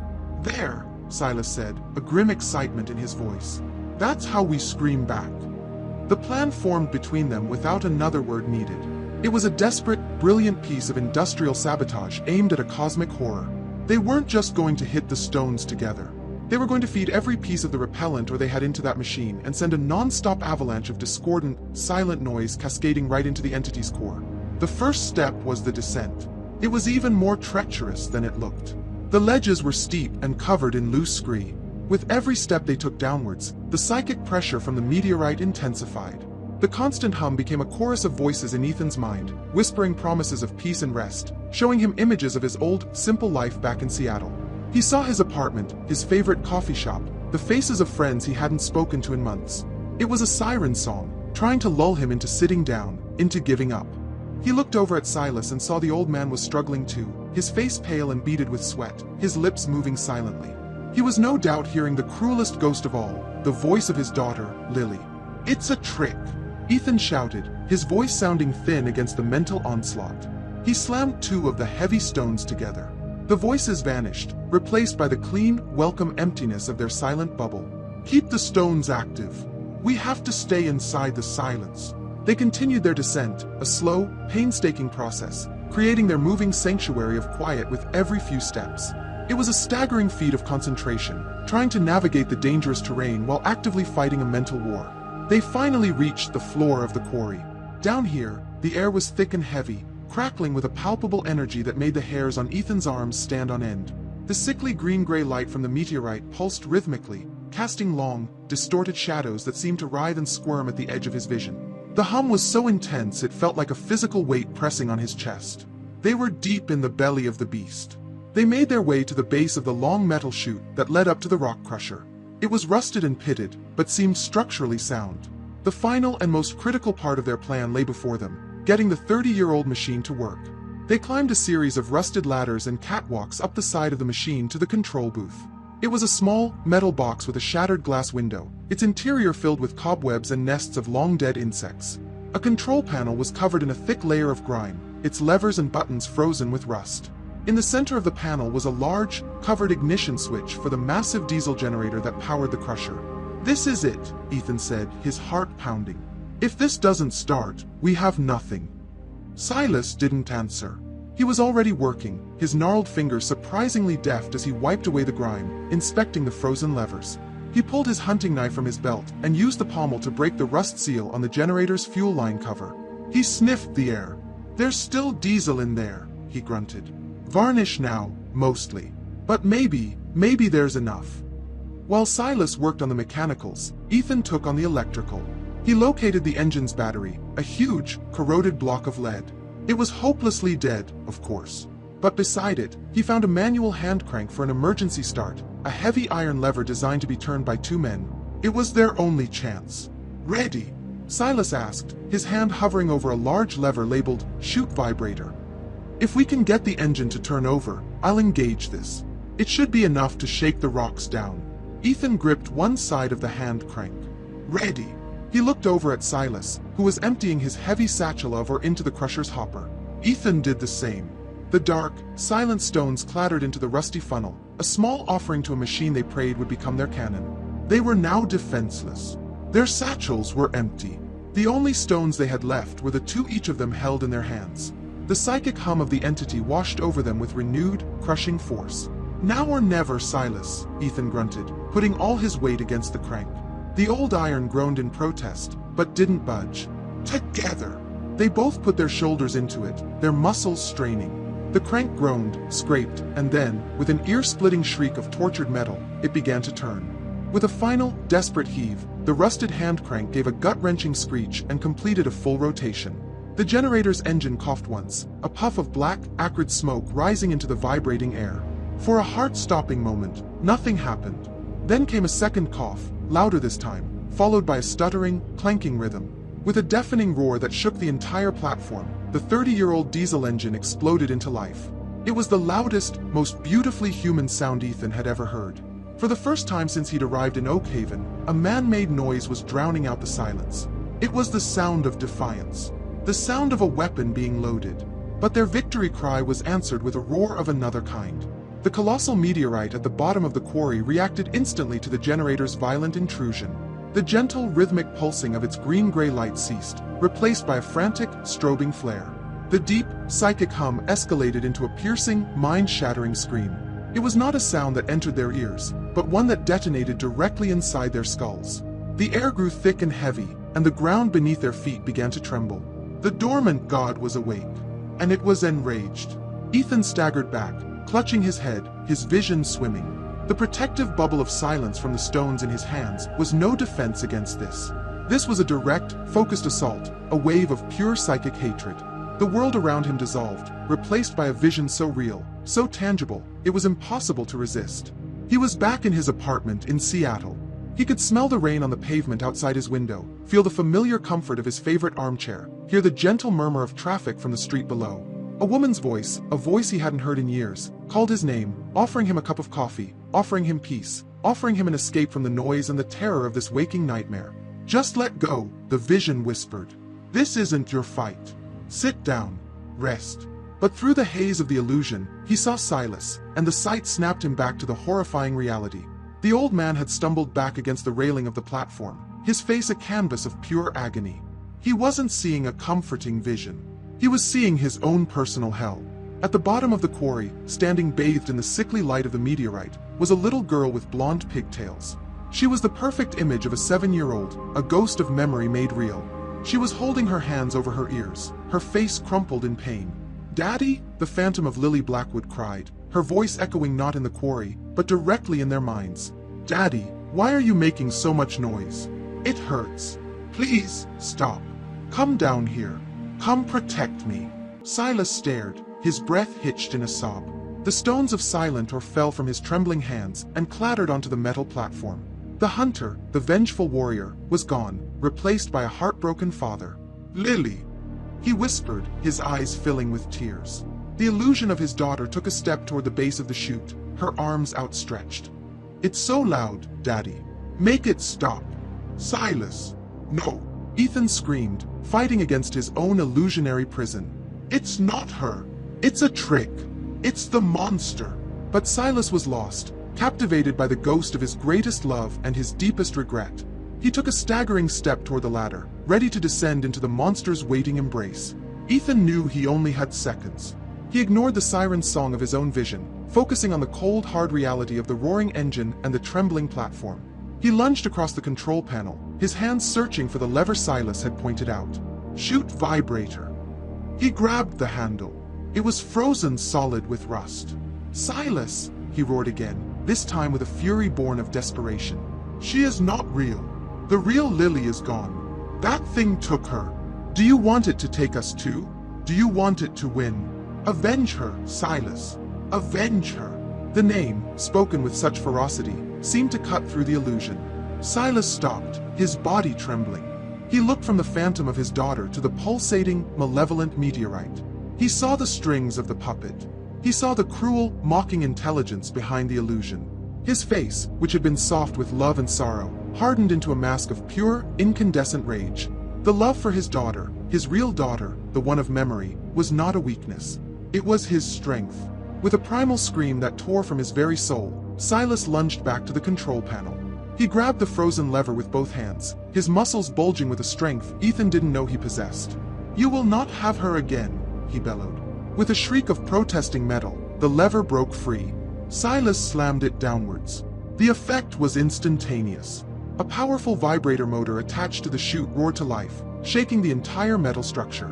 The pile of dark ore they had loaded into the hopper began to move, tumbling and cascading down the steep, rusted metal chute. The stones struck the metal sides in each other, not with a sound that could be heard, but with a series of silent, concussive impacts. Each collision, each bounce, each scrape, generated its own pocket of discordant, anti-sound.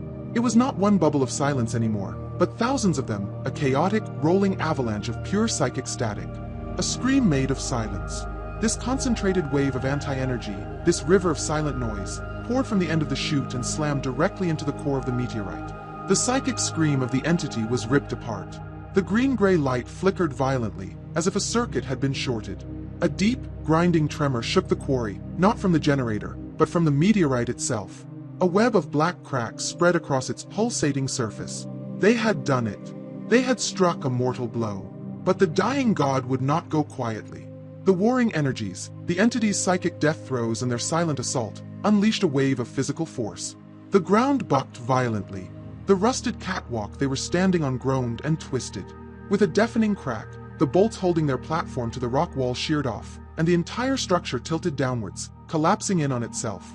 They had won the battle. But now they were trapped in the heart of their enemy's tomb, buried alive with the monster they had just killed. The world became a storm of shrieking metal, grinding rock, and suffocating dust. Ethan felt a moment of weightlessness as the platform gave way beneath him, followed by a brutal, bone-jarring impact that knocked the air from his lungs and sent a starburst of pain through his left shoulder. He tumbled down a steep embankment of loose gravel, the heavy satchel over he'd instinctively grabbed acting as a dead weight, dragging him faster. He came to a stop at the bottom of the quarry, his body tangled in a mess of twisted rebar and his face pressed against the cold, damp earth. For a long moment, he lay there, stunned, the roar of the collapsing machinery echoing in his ears. Slowly, agonizingly, he pushed himself up. His entire body ached, and a sharp, searing pain shot from his shoulder down his arm. He looked around. The quarry was a disaster zone. The rock crusher and its control platform were a mangled wreck of scrap metal, half buried in a fresh rock slide partway down the quarry wall. The generator had been silenced, their screaming weapon of silent noise cut off. His first thought was for Silas. He saw a shape huddled near the base of the rock slide, unervingly still. "Silas!" Ethan cried out, his voice hoarse with dust. He scrambled over the debris, his injured shoulder protesting with every movement. The old man was alive, but barely. A long gash ran across his forehead, and his leg was twisted at an unnatural angle beneath a heavy steel beam. He was conscious, his eyes open and staring, but he wasn't looking at Ethan. He was looking at the colossal meteorite. Ethan followed his gaze. The change was profound. The violent, strobing light had ceased. The deafening psychic scream was gone. In its place was a low, mournful hum, like the sound of a great whale dying in the depths of the ocean. The web of black cracks on its surface had widened, and from them, the sickly green-gray light was leaking out, not in pulses, but in a steady, fading stream, like blood from a mortal wound. Their attack had worked. The entity was dying. As they watched, the hum grew fainter, the light dimmer. The oppressive, terrifying weight that had pressed down on the air in the quarry began to lift. The air grew thinner, cleaner. The constant, subtle vibration in the ground ceased. It was like a decades-long fever was finally breaking. And then, a new phenomenon began. As the last of the meteorite's energy bled out, it released what it had held captive for so long. It wasn't a sound or a sight, but a feeling, a wave of pure, released consciousness that washed over the quarry. It was the feeling of a held breath being let go after 30 years. Ethan felt it as a chorus of whispers in his mind, but these were not the menacing, alien hisses of the entity. These were different.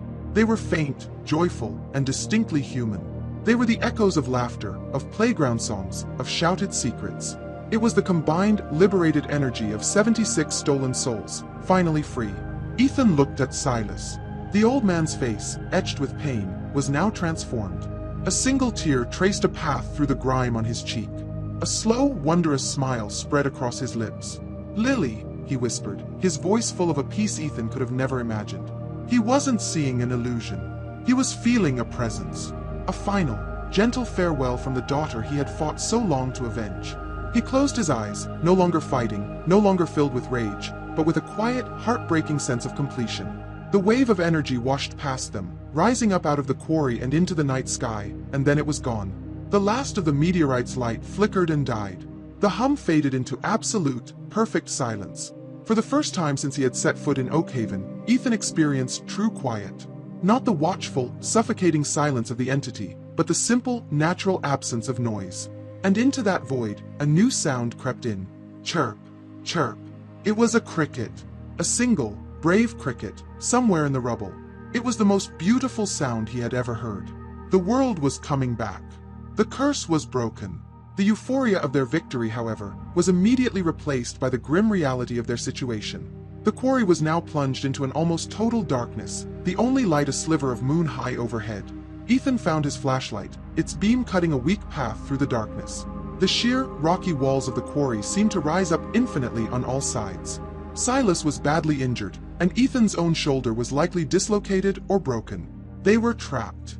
"We did it, old man," Ethan said softly, kneeling beside Silas. Silas opened his eyes.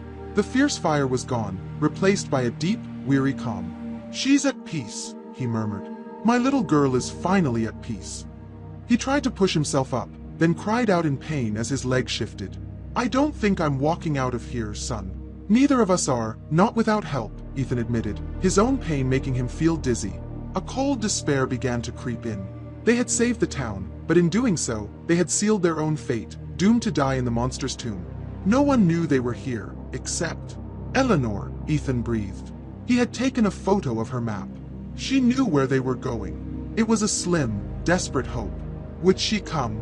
Or would she assume they had simply been consumed, like Dr. Miller before them? They sat in the cold and the dark, the silence broken only by the chirping of the crickets and Silas's pained, shallow breathing. An hour passed. Then two. Ethan's hope began to fade, replaced by a numb resignation. And then he saw it. A tiny pinprick of light at the very top of the quarry rim. It was a flashlight beam, sweeping back and forth. Then another appeared beside it. A voice, faint and distorted by the distance, echoed down into the basin. It was a woman's voice, sharp and commanding. Hayes, Blackwood, can you hear me? It was Eleanor Vance. She had come for them. Behind her, Ethan could see more lights appearing along the ridge, the headlights of vehicles, the beams of more flashlights. The town they had saved was coming to bring them home. Hope is a powerful anesthetic. Hearing Eleanor's voice, seeing the lights on the ridge, sent a surge of adrenaline through Ethan that momentarily dulled the throbbing pain in his shoulder. He grabbed his flashlight and waved it back and forth, shouting as loud as his dust-choked lungs would allow. We're down here. We're alive. Silas is injured. The response was a series of shouts from above, followed by a period of organized activity. It was clear Eleanor was not alone. The town had come. What followed was a slow, painstaking, and brilliantly improvised rescue operation. Strong ropes were anchored to the bumpers of pickup trucks. A young, able-bodied man, who Ethan vaguely recognized from the diner, rappelled down first, carrying a medical kit and a powerful lantern that illuminated the basin in a stark, white light. He assessed their injuries with a surprising competence. Ethan's shoulder was dislocated, and Silas's leg was definitely broken, a serious compound fracture. The rescuer, whose name was Mark, splinted Silas's leg as best he could while more help descended. As they worked, Ethan saw Frank Gable's face peer over the edge, his expression a mixture of terror and overwhelming relief. Soon, a rescue basket was being lowered. The entire operation was conducted with a quiet, focused intensity. But what struck Ethan most was the sound. The people were talking, not in the hushed, fearful whispers he was used to, but in normal, conversational tones. Shouted commands, words of encouragement, the metallic clang of equipment. Oakhaven was finding its voice again. It took nearly 2 hours to secure Silas in the basket and begin the slow, arduous process of hauling him up the sheer rock face. Ethan, despite his own injury, insisted on going last. While he waited, Eleanor descended, moving with the sure-footedness of a mountain goat. She stood before him, her face smudged with dirt, her usual severe expression softened by exhaustion and something else, gratitude. How did you know to come? Ethan asked, his voice raw. I didn't, she admitted, her gaze sweeping over the now-dead meteorite. Not for sure. But after you left with the map, I went back to my study. And for the first time in 30 years, the house felt empty. The pressure was gone. I knew something had changed. I called Frank. He and a few others organized a party to come looking. We were prepared for the worst. She looked at him, her sharp eyes filled with a profound, weary respect. It seems we found the best, instead. You did it, Mr. Hayes. You and Silas. You broke the bargain and won. Silas is the real hero, Ethan said, looking toward the basket making its slow ascent. He faced down his own ghost to save us. When it was finally Ethan's turn to be hauled up, the ascent felt like a rebirth. He rose from the dark, dead basin, the tomb of the fallen god, and emerged onto the ridge, into the company of people. There were at least 24 townspeople there. Men and women, young and old. They weren't a crowd of silent, haunted figures anymore. Their faces, illuminated by the truck headlights, were filled with awe and a dawning, fragile hope. They looked at him and the rescued Silas not as an outsider and a madman, but as the architects of a miracle. Frank Gable rushed forward and gripped Ethan's good arm, his eyes brimming with tears. He couldn't speak, but his grateful expression said more than words ever could. They had loaded Silas into the back of a van, where a woman who must have been the town's current doctor was tending to him. Ethan went over. The old man was pale and weak, but his eyes were clear. The hunted look was gone forever. He reached out a frail hand and clasped Ethan's. You tell him, son, Silas whispered, his voice faint. You're the writer. You tell the story. Don't let him forget my Lily. I will, Ethan promised, his throat tight. "I'll make sure no one ever forgets." Eleanor directed Ethan to her own truck. "You need a hospital," she stated, her tone back to its usual commanding self, though it lacked its previous icy edge. "The nearest one is in North Bend, an hour away." As they drove away from the quarry, Ethan looked back. A few of the townspeople were standing at the edge, looking down into the darkness, not with fear, but with a kind of somber closure, paying their last respects to the grave of their long nightmare. The drive back through the sleeping town was surreal. The familiar streets looked different now, softer, no longer defined by the hard edges of fear. The silence was just silence, the peaceful quiet of a small town in the early hours of the morning. The monster was gone, and its absence was the most profound presence of all. As they reached the edge of town, the first rays of dawn began to break over the Cascade Mountains, painting the sky in soft shades of pink and gold. It was the first sunrise on a new Oakhaven. A town that had been trapped in a single, dark night for 30 years was finally seeing the morning. The long fight was over. The rescue was complete. But as Ethan looked at the quiet houses, he knew the hardest part was yet to come. The monster was dead, but its ghosts remained. How does a town that has forgotten how to live, how to hope, how to make noise, begin to heal? The silence was broken, but the quiet was just beginning. 2 weeks passed. For Ethan, they were a blur of hospital visits in North Bend, physical therapy for a shoulder that would forever click as a souvenir of his time in the quarry, and a profound, bone-deep exhaustion. When he was finally cleared to return to Oakhaven, his arm in a navy blue sling, he came back to a town he barely recognized. It wasn't that the buildings had changed. Main Street still had its quaint, timeless charm. The houses were still perfectly kept. But the atmosphere, the very air of the place, was different. The oppressive, watchful silence had been replaced by something new, something fragile and tentative, the sounds of life. As he sat on the porch of his cottage that first afternoon back, he could hear it. The distant hum of a lawnmower. The sound of a hammer striking a nail somewhere down the street. And most startlingly of all, music. Faintly, drifting on the breeze from the direction of the town center, was the sound of a radio playing a classic rock station. It was the first music Ethan had heard in Oakhaven that wasn't just in his own head. The town was slowly, cautiously, turning the volume back up. He spent the next few days simply walking, observing, his writer's mind taking notes on the subtle shifts. He saw curtains pulled back from windows that had been shuttered. He saw neighbors talking over their fences, their conversations lasting longer than a perfunctory nod. He saw Frank Gable outside the diner, not just sweeping, but whistling, a cheerful, tuneless sound that was a revolutionary act in itself. The change was real, but so were the scars. The beautiful town park, with its silent, rusted swing set, was still achingly empty. No one went there. It was a wound that hadn't yet begun to heal. And the former school, the community archive, felt less like a museum now and more like a mausoleum. The town had been freed, but it was still haunted by the ghosts of what it had lost. On the third day, he borrowed Frank's old pickup truck and drove out toward the woods. He found Silas's shack, a thin plume of smoke rising from its chimney. The old man was sitting on his stump, carving a piece of wood with his hunting knife. His leg was in a heavy cast, propped up on a crate, but his eyes were clear and calm. The frantic, hunted energy was gone.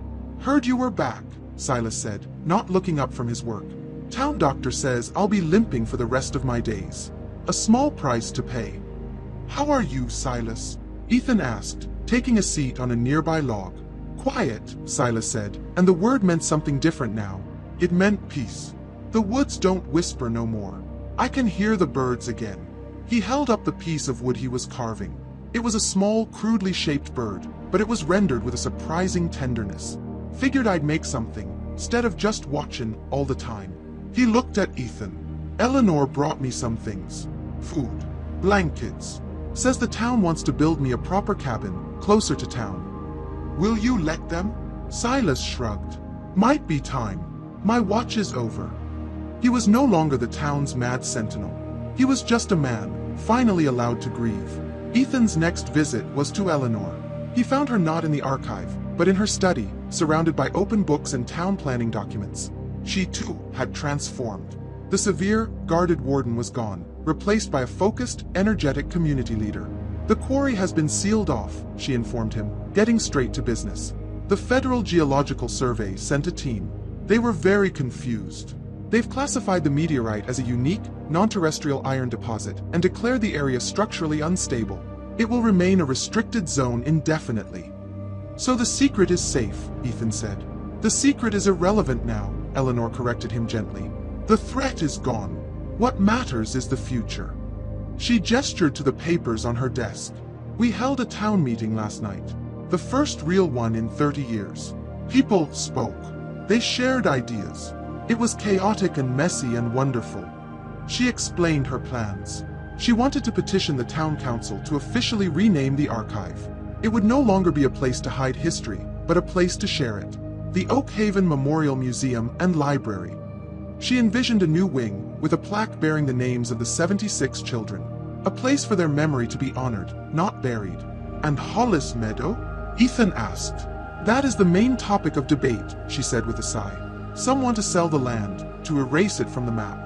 Others, myself included, believe we should reclaim it. Turn the place of our greatest tragedy into a place of healing. A memorial garden. A new park. She looked at him, a question in her eyes. You're a part of this town's story now, Mr. Hayes. What do you think? I think you can't build a future until you make peace with the past, Ethan said. His words seemed to affirm her own resolve. That evening, he attended the second town meeting, held in the old town hall. The room was packed. The energy was electric, a mixture of excitement, anxiety, and fragile hope. Eleanor stood before them all and laid out her vision for the town's future. She spoke of honoring the past without being imprisoned by it. She spoke of reclaiming the meadow. Her speech was met with a swell of applause. The town, it seemed, was ready to move forward. But as the applause died down, a young woman, one of the few residents under 40, stood up.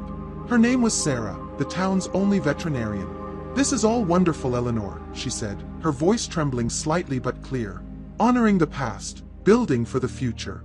But there's one question no one is asking. One thing we've all been too afraid to even think about. A hush fell over the room. Every person held their breath. Sarah looked around at the faces of her neighbors, her friends, the people who had survived the long night alongside her. The monster is gone, she said, her voice growing stronger. But is the curse? Can we start again? Is it safe to have children in Oakhaven? The question hung in the air, raw and powerful. It was the heart of everything. The monster in the quarry had been slain, but the most important ghost of all, the ghost of fear, had not yet been banished. Sarah's question fell into the crowded town hall like a stone into a perfectly still pond, the ripples of its impact touching every single person in the room. The fragile, hopeful energy of the meeting evaporated, replaced by a thick, tense silence that was horribly reminiscent of the old Oakhaven. 30 years of buried fear, grief, and trauma resurfaced in an instant. Ethan watched as a spectrum of emotions played out across the faces in the crowd. The older residents, the generation that had lost their children, visibly flinched, their eyes clouding over with the phantom pain of an amputation that never healed. The middle-aged, the ones who had been teenagers when the silence fell, looked haunted, caught between the memory of loss and the terror of repeating it. And the youngest generation, people like Sarah, looked on with a mixture of desperate hope and profound apprehension. They were the ones who had grown up in the shadow, the ones for whom a child's laughter was a foreign sound. Eleanor Vance, standing at the podium, seemed to be the only one who wasn't shaken. She held the silence for a long moment, letting the weight of the question settle, acknowledging its power. That, she said finally, her voice clear and steady, cutting through the tension, is the most important question any of us will ever face. And the honest answer is, we don't know. She looked directly at Sarah. The entity in the quarry is gone. Its influence has lifted. But we cannot be certain if it left behind any residue. A poison in the water, in the soil. A change in our own biology. Hope is essential, but it is not a diagnosis. We cannot move forward on faith alone. Not when the stakes are this high. Her words were a dose of cold, hard reason, but they weren't meant to quash hope. They were meant to channel it. We need answers, she continued, her voice gaining strength. For 30 years, this town has hidden from the world, hidden from the truth. No more. I propose we begin a comprehensive environmental and biological study. We will test our water, our soil, everything.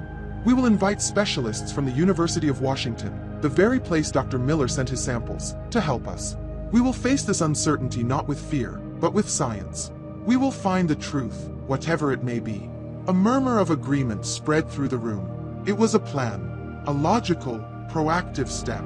It gave their fear a direction, a problem to be solved rather than a monster to be feared. The town's current doctor stood up and seconded the proposal, offering to coordinate the effort. For the first time, Oakhaven was opening its doors to the outside world, not in a moment of crisis, but in a search for its own future. In the days that followed, the town was mobilized by this new purpose. Teams of volunteers were organized to collect samples. Phone calls were made. The long process of finding answers had begun. Ethan, now a respected member of the community, found his role shifting once again. He was no longer an investigator of monsters, but a chronicler of the town's rebirth, documenting the quiet, determined efforts of a people fighting for their future. One evening, he found Sarah and her husband, a quiet blacksmith named Ben, sitting on a bench overlooking the still empty park. He sat with them, and for a while, they watched the sunset in a comfortable silence. "You were brave to ask that question," Ethan said finally. Sarah smiled, a faint, tired expression. "Someone had to. We were all thinking it. It felt like, if we didn't say it out loud, the fear would win. It would become the new silence." "Eleanor's plan is a good one," Ben added, his large, calloused hand resting on his wife's. "It's smart to wait, to get the all-clear from the scientists." Ethan looked at the two of them. They were the future of this town, if it was to have one. "And what if the tests come back inconclusive?" he asked gently. "What if they can't give you a guarantee?" Sarah turned to him, and in her eyes, he saw a resolve that was as strong as any he had seen in Silas or Eleanor. "The monster's greatest weapon wasn't the way it took the children, Ethan. It was the fear it left behind. That fear is what kept this town a prison for 30 years. It's what made people stop trying, stop hoping, stop living. The scientists can test the water, but they can't test for that kind of poison." She took a deep breath, and her hand went to her stomach in a gesture that was both unconscious and deeply meaningful. She looked at Ben, who nodded, his expression one of unwavering support. "We aren't waiting for the test results, Ethan," she said, her voice soft but firm. "We've spent our whole lives waiting. Our whole lives living in the aftermath of a horror we never even saw. We have to believe the curse was broken. We have to take a leap of faith." Ethan stared at her, understanding dawning in his eyes. The way her hand rested on her stomach, the quiet certainty in her voice. It wasn't a hypothetical question anymore. "I'm pregnant," she said, a single tear of joy and terror rolling down her cheek. "About 6 weeks along. We conceived the week after you and Silas went to the quarry." The revelation struck Ethan with the force of a physical blow. It was the bravest, most terrifying, most hopeful act he could possibly imagine. It was a single candle lit in a vast, dark room. It was life, defiantly, recklessly, pushing its way back into a world that had been barren for a generation. The scientific results were months away, but the real test had already begun. The entire town, whether they knew it yet or not, had just started a 9-month-long vigil, waiting and praying that the laughter of a single healthy baby would be the sound that finally truly banished the ghosts of Oakhaven forever. News in a town like Oakhaven travels not on the wind, but through a kind of quiet osmosis. Sarah and Ben never made a formal announcement, but within a week, everyone knew. The pregnancy was a secret too large, too momentous, to be contained. It became the new heart of the town, a single tiny, fiercely protected flame that everyone was terrified a sudden gust of wind might extinguish. The community's reaction was a study in the complexities of long-held trauma. On the surface, there was a quiet, determined joy. People would stop Sarah on the street, not to pry, but to offer a gently squeezed arm, a basket of fresh vegetables from their garden, or a simple heartfelt, "We're thinking of you." Frank Gable declared that all of Sarah's meals at the diner were on the house for the next 9 months, an announcement he made with a tearful, grandfatherly pride. The town's younger generation saw Sarah and Ben as pioneers, their act of faith a beacon of defiance against the shadows they had grown up in. But beneath the surface, a deep, collective anxiety hummed. The older residents, the ones with empty rooms in their homes and faded photographs on their mantels, watched Sarah's growing belly with a painful mixture of hope and abject terror. They had seen this before. In the first few desperate years after the disappearances, a few other couples had tried. They remembered the brief, sunlit joy of a new baby's cry, a joy that had only made the inevitable, silent emptiness that followed all the more devastating. They couldn't bear to see that happen again. Their fear manifested as a suffocating overprotectiveness, offering unsolicited advice, warning Sarah not to overexert herself, their love and their trauma inextricably intertwined. Eleanor Vance, with her usual calm authority, became the town's emotional anchor. She publicly celebrated Sarah and Ben's courage, framing it as the ultimate expression of the town's newfound freedom. At the same time, she relentlessly pushed forward with the scientific investigation, ensuring that the town's leap of faith was supported by a foundation of diligent, rational inquiry. She managed to balance the town's heart and its head. Ethan drove out to see Silas again, to share the news.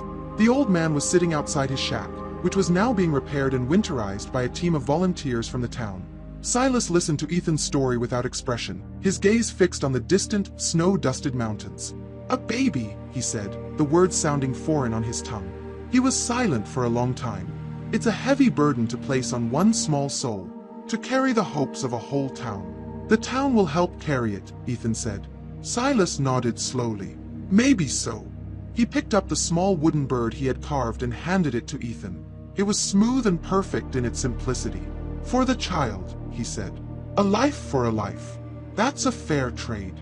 He said nothing more, but Ethan understood. Silas's war was over, but he would stand as a silent guardian for this new beginning, his own tragedy a stark reminder of what they were all fighting for. Autumn bled into a cold, crisp winter.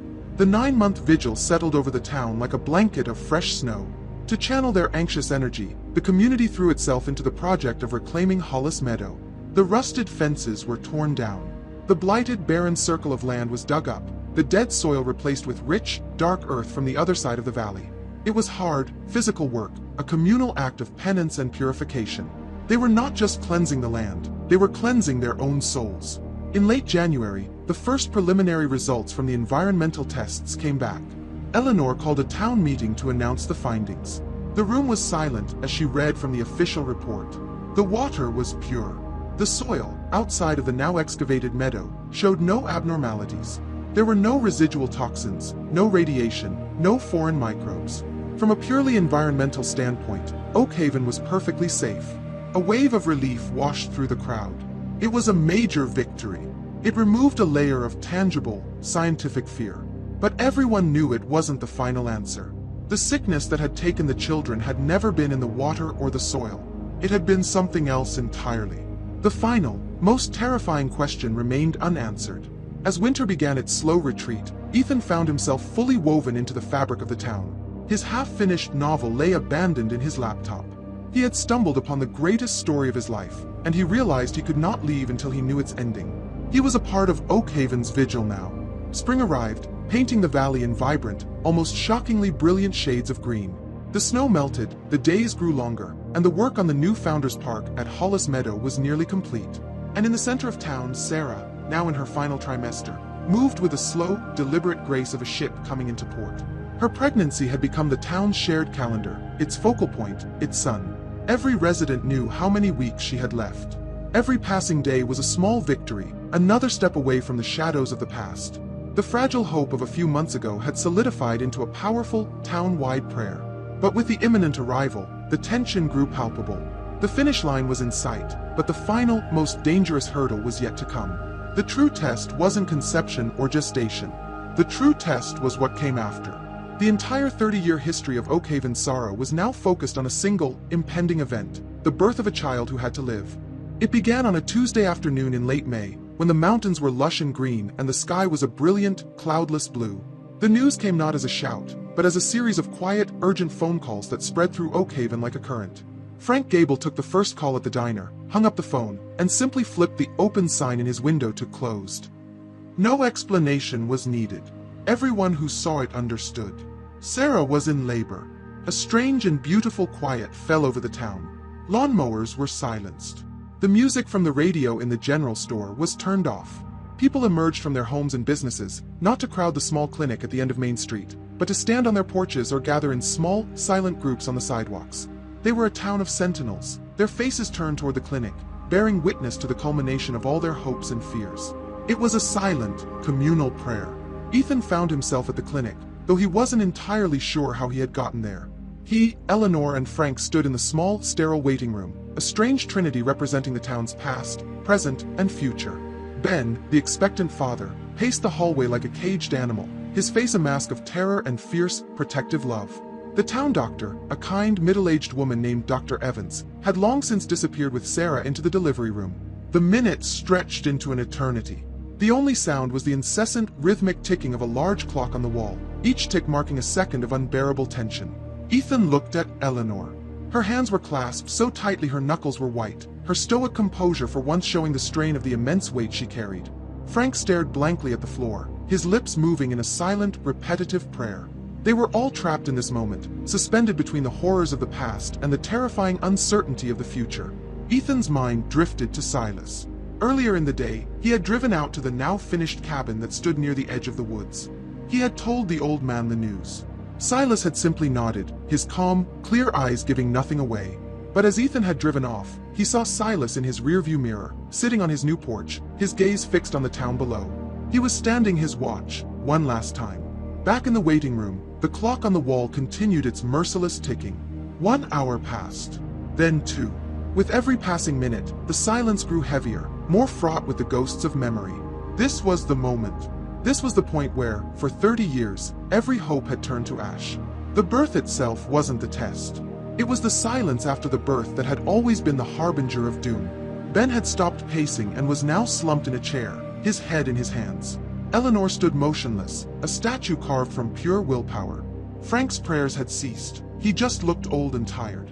A wave of despair began to settle over the room, a familiar, comfortable despair that had been Oakhaven's closest companion for a generation.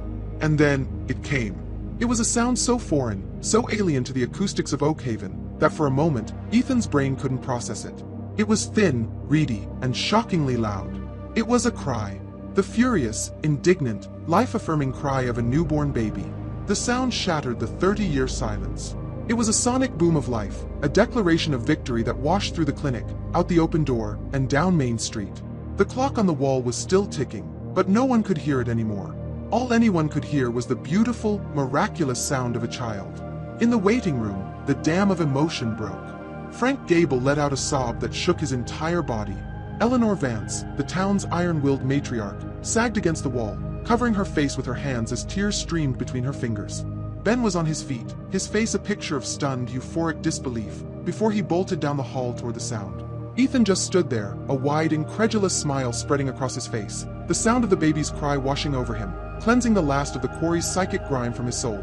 A few minutes later, Dr. Evans emerged, her surgical mask pulled down, her face beaming with an exhaustion that couldn't hide her radiant joy.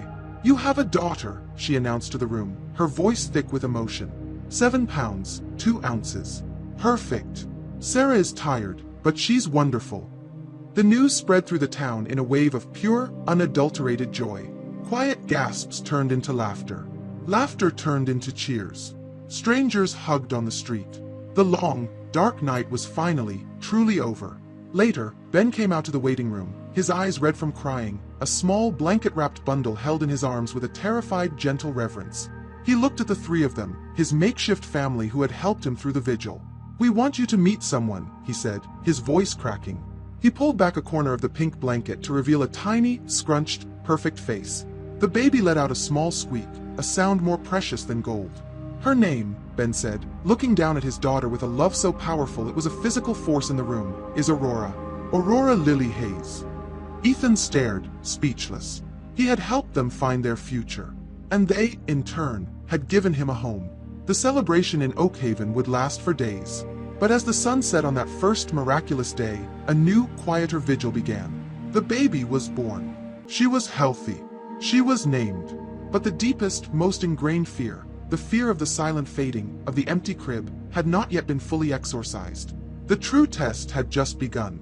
All of Oakhaven watched and waited, praying that Aurora Lily Hayes would be the first child in a generation to see the dawn. The joyous, cathartic celebration of Aurora's birth slowly subsided in the days that followed, replaced by a tense, town-wide vigil. The monster in the quarry had been a tangible enemy, one they could fight with maps and stones. This new adversary was a ghost, a memory, a fear that lived in the quietest moments. Every parent knows the irrational fear of checking on their sleeping child, just to make sure they are still breathing. In Oakhaven, that fear was not irrational. It was history. The entire town held its breath. The silence that had once been a symptom of the curse now became the thing they feared the most. A quiet baby was not a peaceful baby, it was a potential warning sign. Nowhere was this tension more palpable than in the small, light-filled home of Sarah and Ben. They were surrounded by the normal chaos of new parenthood, sleepless nights, endless diaper changes, the bewildering new language of coos and cries. But woven through it all was a thread of sheer, abject terror. They took turns watching Aurora sleep, their eyes wide in the dim light of the nursery, listening not just for her breath, but for the presence of her spirit, for the ineffable spark that the entity had once consumed. Ethan became their most frequent visitor. He was family now, his name forever linked with their daughters. He would come bearing coffee for them and the small wooden bird from Silas, which now hung from a mobile above Aurora's crib. He became their confidant, the one person with whom they could voice the fears that were too terrible to speak aloud to anyone else. "I woke up last night," Sarah confessed to him one afternoon, her eyes dark with exhaustion as she rocked the sleeping baby. "She was so still. For a whole second, Ben, I thought she had faded. The feeling, it was the purest terror I have ever known." "But she was fine," Ethan said gently, his gaze fixed on the child's tiny, perfect face. "She was," Ben confirmed, his hand resting on his wife's shoulder. "She was just sleeping. But in that 1 second, I understood what that generation went through. It's a wound, and we're all terrified of it reopening." The community wrapped the new family in a cocoon of protective, anxious love. Frank delivered meals daily, but he always lingered, his real purpose being to catch a glimpse of the baby, to hear her cry, to reassure himself that she was still there. Eleanor visited with a practicality that masked her own deep investment, bringing diapers and medical supplies, her sharp eyes constantly assessing the child's health and vitality. The entire town was engaged in a collective act of watching, of guarding this one tiny flame against the 30-year-old darkness. The days turned into weeks. Aurora grew. She was a healthy, vibrant baby, with a strong set of lungs and a curious gaze. Every milestone was a town-wide victory. Her first smile. The first time she gripped Ethan's finger with her impossibly small hand. Each one was a step further away from the shadow. The most difficult period came as she approached the 1-month mark. According to Frank Gable's haunted memories, this was when the fading had typically begun. The town's anxiety reached a fever pitch. People became more superstitious. Quietly, old good luck charms appeared on Sarah and Ben's doorstep. A horseshoe. A bundle of herbs. Small, desperate offerings to a universe they prayed was finally benevolent. One night, the dreaded false alarm came. Ethan received a panicked call from Ben at 2 in the morning. Aurora had been quiet for hours, too quiet, and they couldn't wake her. Ethan was there in 10 minutes, his heart pounding in his chest. He found Sarah and Ben standing over the crib, their faces pale with a shared, unspeakable dread. Ethan leaned over. The baby was perfectly still, her face serene. For a horrifying moment, he felt the same icy grip of fear. Then, Aurora's tiny nose twitched. She let out a loud, dramatic sigh, shifted in her sleep, and began to snore, a faint, whistling sound. The three adults nearly collapsed with a relief so profound it felt like a physical blow. The fear was a phantom, but its power was still very real. Time marched on. 1 month became 2. Then 3. The date was significant. According to Eleanor's meticulous, heartbreaking research into the town's lost history, 3 months was the longest any of the other post-tragedy babies had survived before they were taken. When Aurora Lily Hayes woke up on the morning of her 3-month birthday, gurgling and cooing and demanding her breakfast, a collective, unvoiced sigh of relief swept through Oakhaven. The phantom had been banished. The last ghost was gone. The curse was well and truly broken. That weekend, Eleanor organized a town picnic. It was held at the newly completed Founders Park, on the reclaimed grounds of Hollis Meadow. Where the blighted, barren scar had once been, there was now a lush green lawn. Where the skeletal remains of the bandstand had stood, there was now a beautiful memorial garden, with a simple granite stone bearing 76 names. The entire town came. They brought blankets and baskets of food, and for the first time, the air in that place was filled not with the echoes of tragedy, but with the sounds of laughter and music.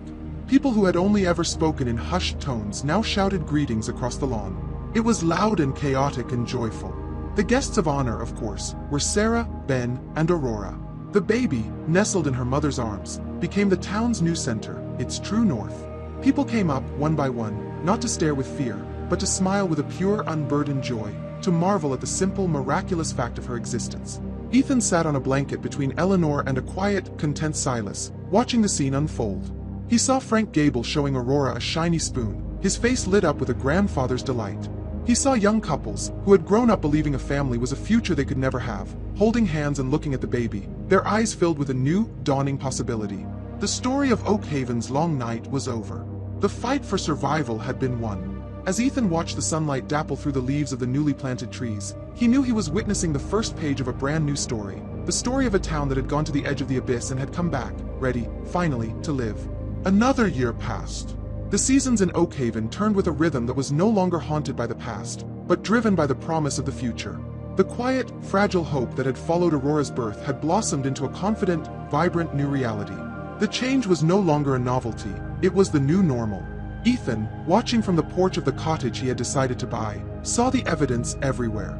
The most profound change was in the town park.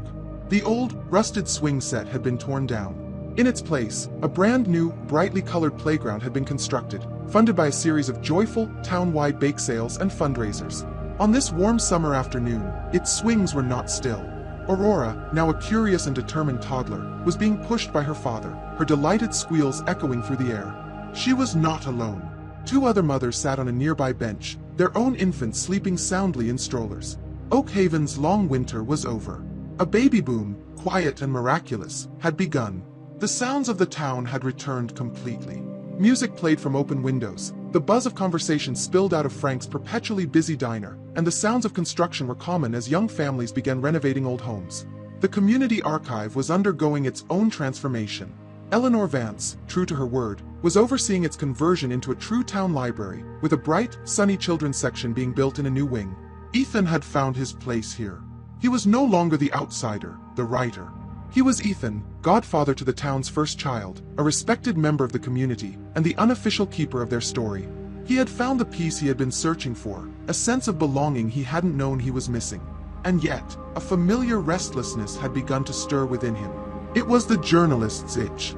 In his desk drawer, beside the long-forgotten outline for his novel, lay his true masterpiece, the meticulously documented, incredible, and utterly unbelievable story of Oakhaven. He had Dr. Miller's journal, his own extensive notes, and hours of recorded interviews with Eleanor, Frank, and Silas. He held the single greatest story of his career, a story of cosmic horror and profound human resilience, and no one outside the borders of this small, peaceful valley knew it existed. This was his dilemma. To tell the story would be to betray the very peace he had helped create. He could picture it with horrifying clarity, the cable news vans clogging Main Street, the helicopters circling overhead, the scientists in hazmat suits descending on the quarry, the conspiracy theorists and New Age cultists flocking to Hollis Meadow. Oakhaven's tranquility would be shattered, its sacred grief turned into a spectacle. The town that had survived a monster might not survive the modern world. But to keep silent felt like a betrayal of a different kind. A betrayal of the truth. A betrayal of the 76 children and the good doctor who had walked into the woods. A betrayal of his own identity as a journalist, a man whose entire life had been dedicated to bringing stories into the light. He needed counsel. He found Silas sitting on the porch of his new, sturdy cabin, looking out at the woods that were no longer his prison. The old man had mellowed, the sharp, angry edges sanded down by peace, but his eyes were still wise. Ethan laid out his dilemma. "You told me to tell the story," Ethan finished, "so no one would forget Lily." Silas was quiet for a long time, watching a blue jay hop from branch to branch. "I said that when I was a man full of hate," he said, his voice a low rumble. "Hate wants an audience. It wants to scream. But my hate is gone, Ethan. My Lily, she's at peace. Her memory is safe here." He turned to look at Ethan. "Does the whole world need to know my daughter's name to know her life mattered? Or is it enough that we know? That we remember her right?" His words gave Ethan one perspective, the personal, sacred nature of memory. For his second, he went to Eleanor. He found her in the library, directing volunteers on how to shelve the first shipment of new books. He explained his conflict to her, the journalist versus the resident. Eleanor, ever the pragmatist, saw the situation in stark, clear terms. "For 30 years, Mr. Hayes, I enforced a silence to protect this town from a monster. It seems my job hasn't changed. Only now, the monster is curiosity, publicity, the insatiable, destructive appetite of the outside world." She placed a hand on a stack of children's books. "Everything we have built here, this peace, this fragile new beginning, is predicated on our quiet. To tell the world the true story of what happened here would be to burn this library to the ground, metaphorically speaking. We would become a footnote in a paranormal textbook. I would prefer we remain a community." She was right, of course. Both she and Silas were right. To unleash the story upon the world would be an act of destruction. And yet, the need to tell it, to give it form and permanence, still burned within him. That night, he sat at his desk, the same one where he had once despaired over his failed career. He pulled out all his notes, spreading them across the floor. He opened Dr. Miller's journal, its pages filled with a desperate search for the truth. He thought of Silas's grief, Eleanor's strength, Frank's faith, and the impossible courage of Sarah and Ben. He thought of the sound of Aurora's first cry, the sound that had broken a 30-year spell. This wasn't a news story. It was bigger than that. A news story was fleeting, sensational. This was a testament, a history, a modern myth, and it deserved to be told with the weight and the care it deserved. Not shouted to the world, but preserved for the future. He finally understood. He didn't have to choose between being a journalist and being a resident of Oakhaven. He could be both. He could tell the story, but he could choose his audience. He turned to his laptop, the cursor blinking on a blank white page. He knew what he had to write. It wasn't the novel he had come here to create. It was the story that had found him. A story for the people of Oakhaven, for their children, and for their children's children, so that they would always remember the price of a sunrise. His fingers moved to the keyboard. He typed the title, the 5 words that had first drawn him to this impossible, unforgettable place. No children are born in Oakhaven. The decision to write the book was a key turning in a lock for Ethan. It settled the final, restless piece of his soul. He was a storyteller, and this was the story he was meant to tell. Not for fame, not for a byline, but for the quiet, vital purpose of remembrance. His work began not in the solitude of his cottage, but in the heart of the community. His writing became a collaborative act of healing for the entire town. He spent long afternoons in the sunlit, newly built memorial wing of the Oakhaven Library. He and Eleanor Vance would sit at a large oak table, surrounded by the town's official records, cross-referencing her meticulous ledgers with his own frantic notes from the investigation. She, who had once been the guarded keeper of secrets, was now the open and willing curator of the truth, helping him piece together the official timeline of their long sorrow. He spent hours on the porch of Silas Blackwood's cabin. The old man, now with a permanent, thoughtful limp, would sit for hours, staring into the woods that were no longer a place of menace, and he would talk. He recounted the days and weeks after the tragedy with a clarity that 30 years of willed forgetting had not managed to erase. He spoke of his daughter, Lily, not just as the first victim, but as a bright, fearless little girl who loved the color yellow and could name every bird by its song. Through Silas, Ethan was able to give a human face to the origin of the town's wound.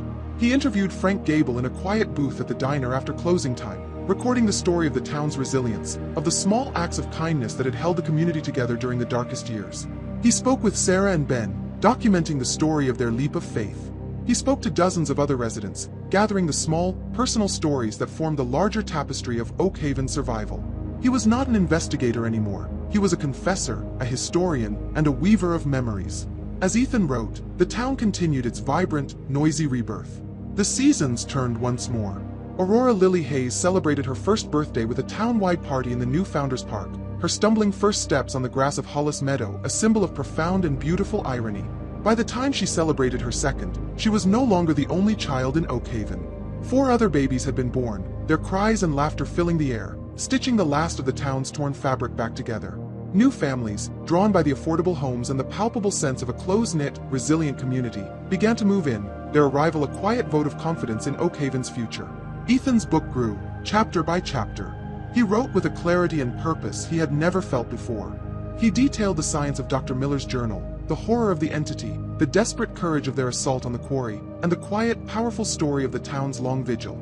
He wrote with the unflinching honesty of a journalist, but with the deep empathy of a man who had found his home. After nearly 2 years of work, it was finished. He printed 3 simple, unbound manuscripts. He didn't think about publishers or agents. There were only 3 opinions that truly mattered. He gave the first copy to Silas. The old man took it with his gnarled, steady hands and disappeared into his cabin. He emerged 3 days later, his eyes red-rimmed but clear. He found Ethan sitting by the creek. "You saw her," Silas said, his voice thick with emotion. "In all of this, you saw my little girl. That's all a father could ask for." He gave the second copy to Eleanor. She read it in a single night in her study, the place where she had first decided to trust him. When she met him at the library the next day, her usual composure was softened by a deep, resonant pride. "Dr. Miller tried to understand the science of our tragedy," she said, placing the manuscript on the checkout desk. "But you, Mr. Hayes, have understood its heart. You have given this town back its own story. This is the most important book this library will ever hold." Finally, with a sense of nervous anticipation, he took the last copy to Frank's diner. Frank read it slowly, over the course of a week, a few pages at a time during the quiet afternoon lulls. When he was done, he simply poured Ethan a cup of coffee on the house. "You know," Frank said, polishing the counter, "for 30 years, we were all haunted by the same nightmare. But it was a lonely nightmare. We never talked about it. Reading this, it's like you turned the lights on, and we all realized we were in the same room the whole time." Eleanor's plan for the book was simple and perfect. She commissioned a local artisan, a woodworker who had lived through the silence, to create a single, beautiful, hand-bound copy in dark leather. This master copy was placed in a sealed glass display case in the center of the memorial wing, laid open to the page that listed the 76 names. It was not a bestseller. It was not famous. It was something more important. It was the town's soul, finally put to paper. Copies were printed for any resident who wanted one, a tangible piece of their shared history. One cool autumn evening, on the anniversary of their descent into the quarry, Ethan, Silas, and Eleanor found themselves standing on the ridge overlooking the now sealed and silent valley. They didn't speak of what lay buried beneath the rock and earth. They didn't need to. Instead, they looked back toward the town of Oakhaven, its windows glowing with warm, golden light, the faint, distant sound of a child's laughter carrying on the evening breeze. The story was told. The memories were safe. Ethan's long journey, which had begun with him running away from his life, had ended with him creating the most important work of it. He had found his peace not in silence, but in giving the silence a voice. 10 years. A decade is a lifetime, or a blink of an eye, depending on how you measure it. For Oakhaven, it was enough time for a miracle to become a normal, beautiful life. Ethan Hayes stood at the window of his classroom, watching the last of the autumn leaves drift from the branches of the ancient oaks that gave the town its name. Below, the school playground was a riot of color and noise. Children shrieked with laughter as they flew high on the swings, their shouts echoing in the crisp afternoon air. A spirited game of kickball was underway on the grass, the thud of the red rubber ball a constant, rhythmic heartbeat. 10 years ago, this very spot had been a pristine, silent, and heartbreakingly empty lawn. Now, it was the soul of the town. Oakhaven had healed. More than healed, it had been reborn. The population had grown, with new families discovering the quiet, resilient town and deciding to call it home. The economy had diversified, with artisans and remote workers adding new life to the old storefronts. But the most important change was here, in the building where Ethan now stood. The Oakhaven Community Archive and Historical Society had finally, fully, returned to its original purpose. 2 years ago, with a town-wide vote that passed unanimously, Oakhaven Elementary School had officially reopened its doors. Ethan was no longer the town chronicler, the man who had written their history. He was now a part of its future. He was Mr. Hayes, the 3rd and 4th grade English and history teacher. After his book was finished, he had found himself with a purpose fulfilled but a life that still stretched before him. And he realized that telling the story was only the first half of his duty. The second was to help write the next chapter. So he had gone back to school, earned his teaching credentials, and had come home to the place that needed him most. Many things had changed in that decade. Silas Blackwood had passed away peacefully in his sleep 5 years ago. He was buried in the new town cemetery, under a simple stone that read, Silas Blackwood, a watchman at rest. Father of Lily. He was remembered not as a madman, but as a hero. Every year, on the first day of spring, the children of Oakhaven Elementary placed wildflowers on his grave. Eleanor Vance had finally retired, ceding her post as head librarian to a bright young woman who had grown up in the town's shadow. Eleanor now spent her days on her porch, reading, and serving as the town's undisputed, deeply respected matriarch. She was the living bridge to their past, ensuring they never forgot the price that had been paid for the laughter that now filled their streets. Frank Gable, his hair now completely white, still presided over his diner, which was busier than ever, its booths filled with a new generation of families. He was a grandfather to the entire town, his pockets always full of candy for the children who came in. Sarah and Ben had 2 more children after Aurora, their home a bastion of happy, noisy chaos. Their leap of faith had paved the way for everyone else, a permanent testament to the power of hope over fear. Ethan turned from the window as the final school bell rang. His students, a boisterous group of 9-year-olds, began packing their bags. Among them was a girl with bright, curious eyes and a streak of her mother's fierce determination. Mr. Hayes, she asked, approaching his desk. Can I borrow that book about the dragons? Of course, Aurora, Ethan said, smiling as he handed the worn fantasy novel to the town's first child. Just have it back by Friday. She grinned and ran off to join her friends, her laughter echoing down the hallway that had once been silent for a generation. Ethan packed his own briefcase, the familiar, comfortable weight a reminder of the life he had built here. He had come to Oakhaven seeking an escape from his old life, a quiet place to write a story of fiction. He had found a home instead, and a truth that was stranger and more profound than any novel he could have ever imagined. His book, No Children Are Born in Oakhaven, rested in its glass case in the library, a closed chapter, a history lesson for a future generation. He walked out of the school and into the golden light of the late afternoon. He was no longer running from anything. He was walking toward the rest of his life. The peace he had once craved was no longer about silence. He had learned that true peace wasn't the absence of noise. It was the presence of the right kinds of noise. The laughter of children, the chatter of friends, the turning of a page, the simple, beautiful, ordinary sounds of a town that was vibrantly and thankfully alive.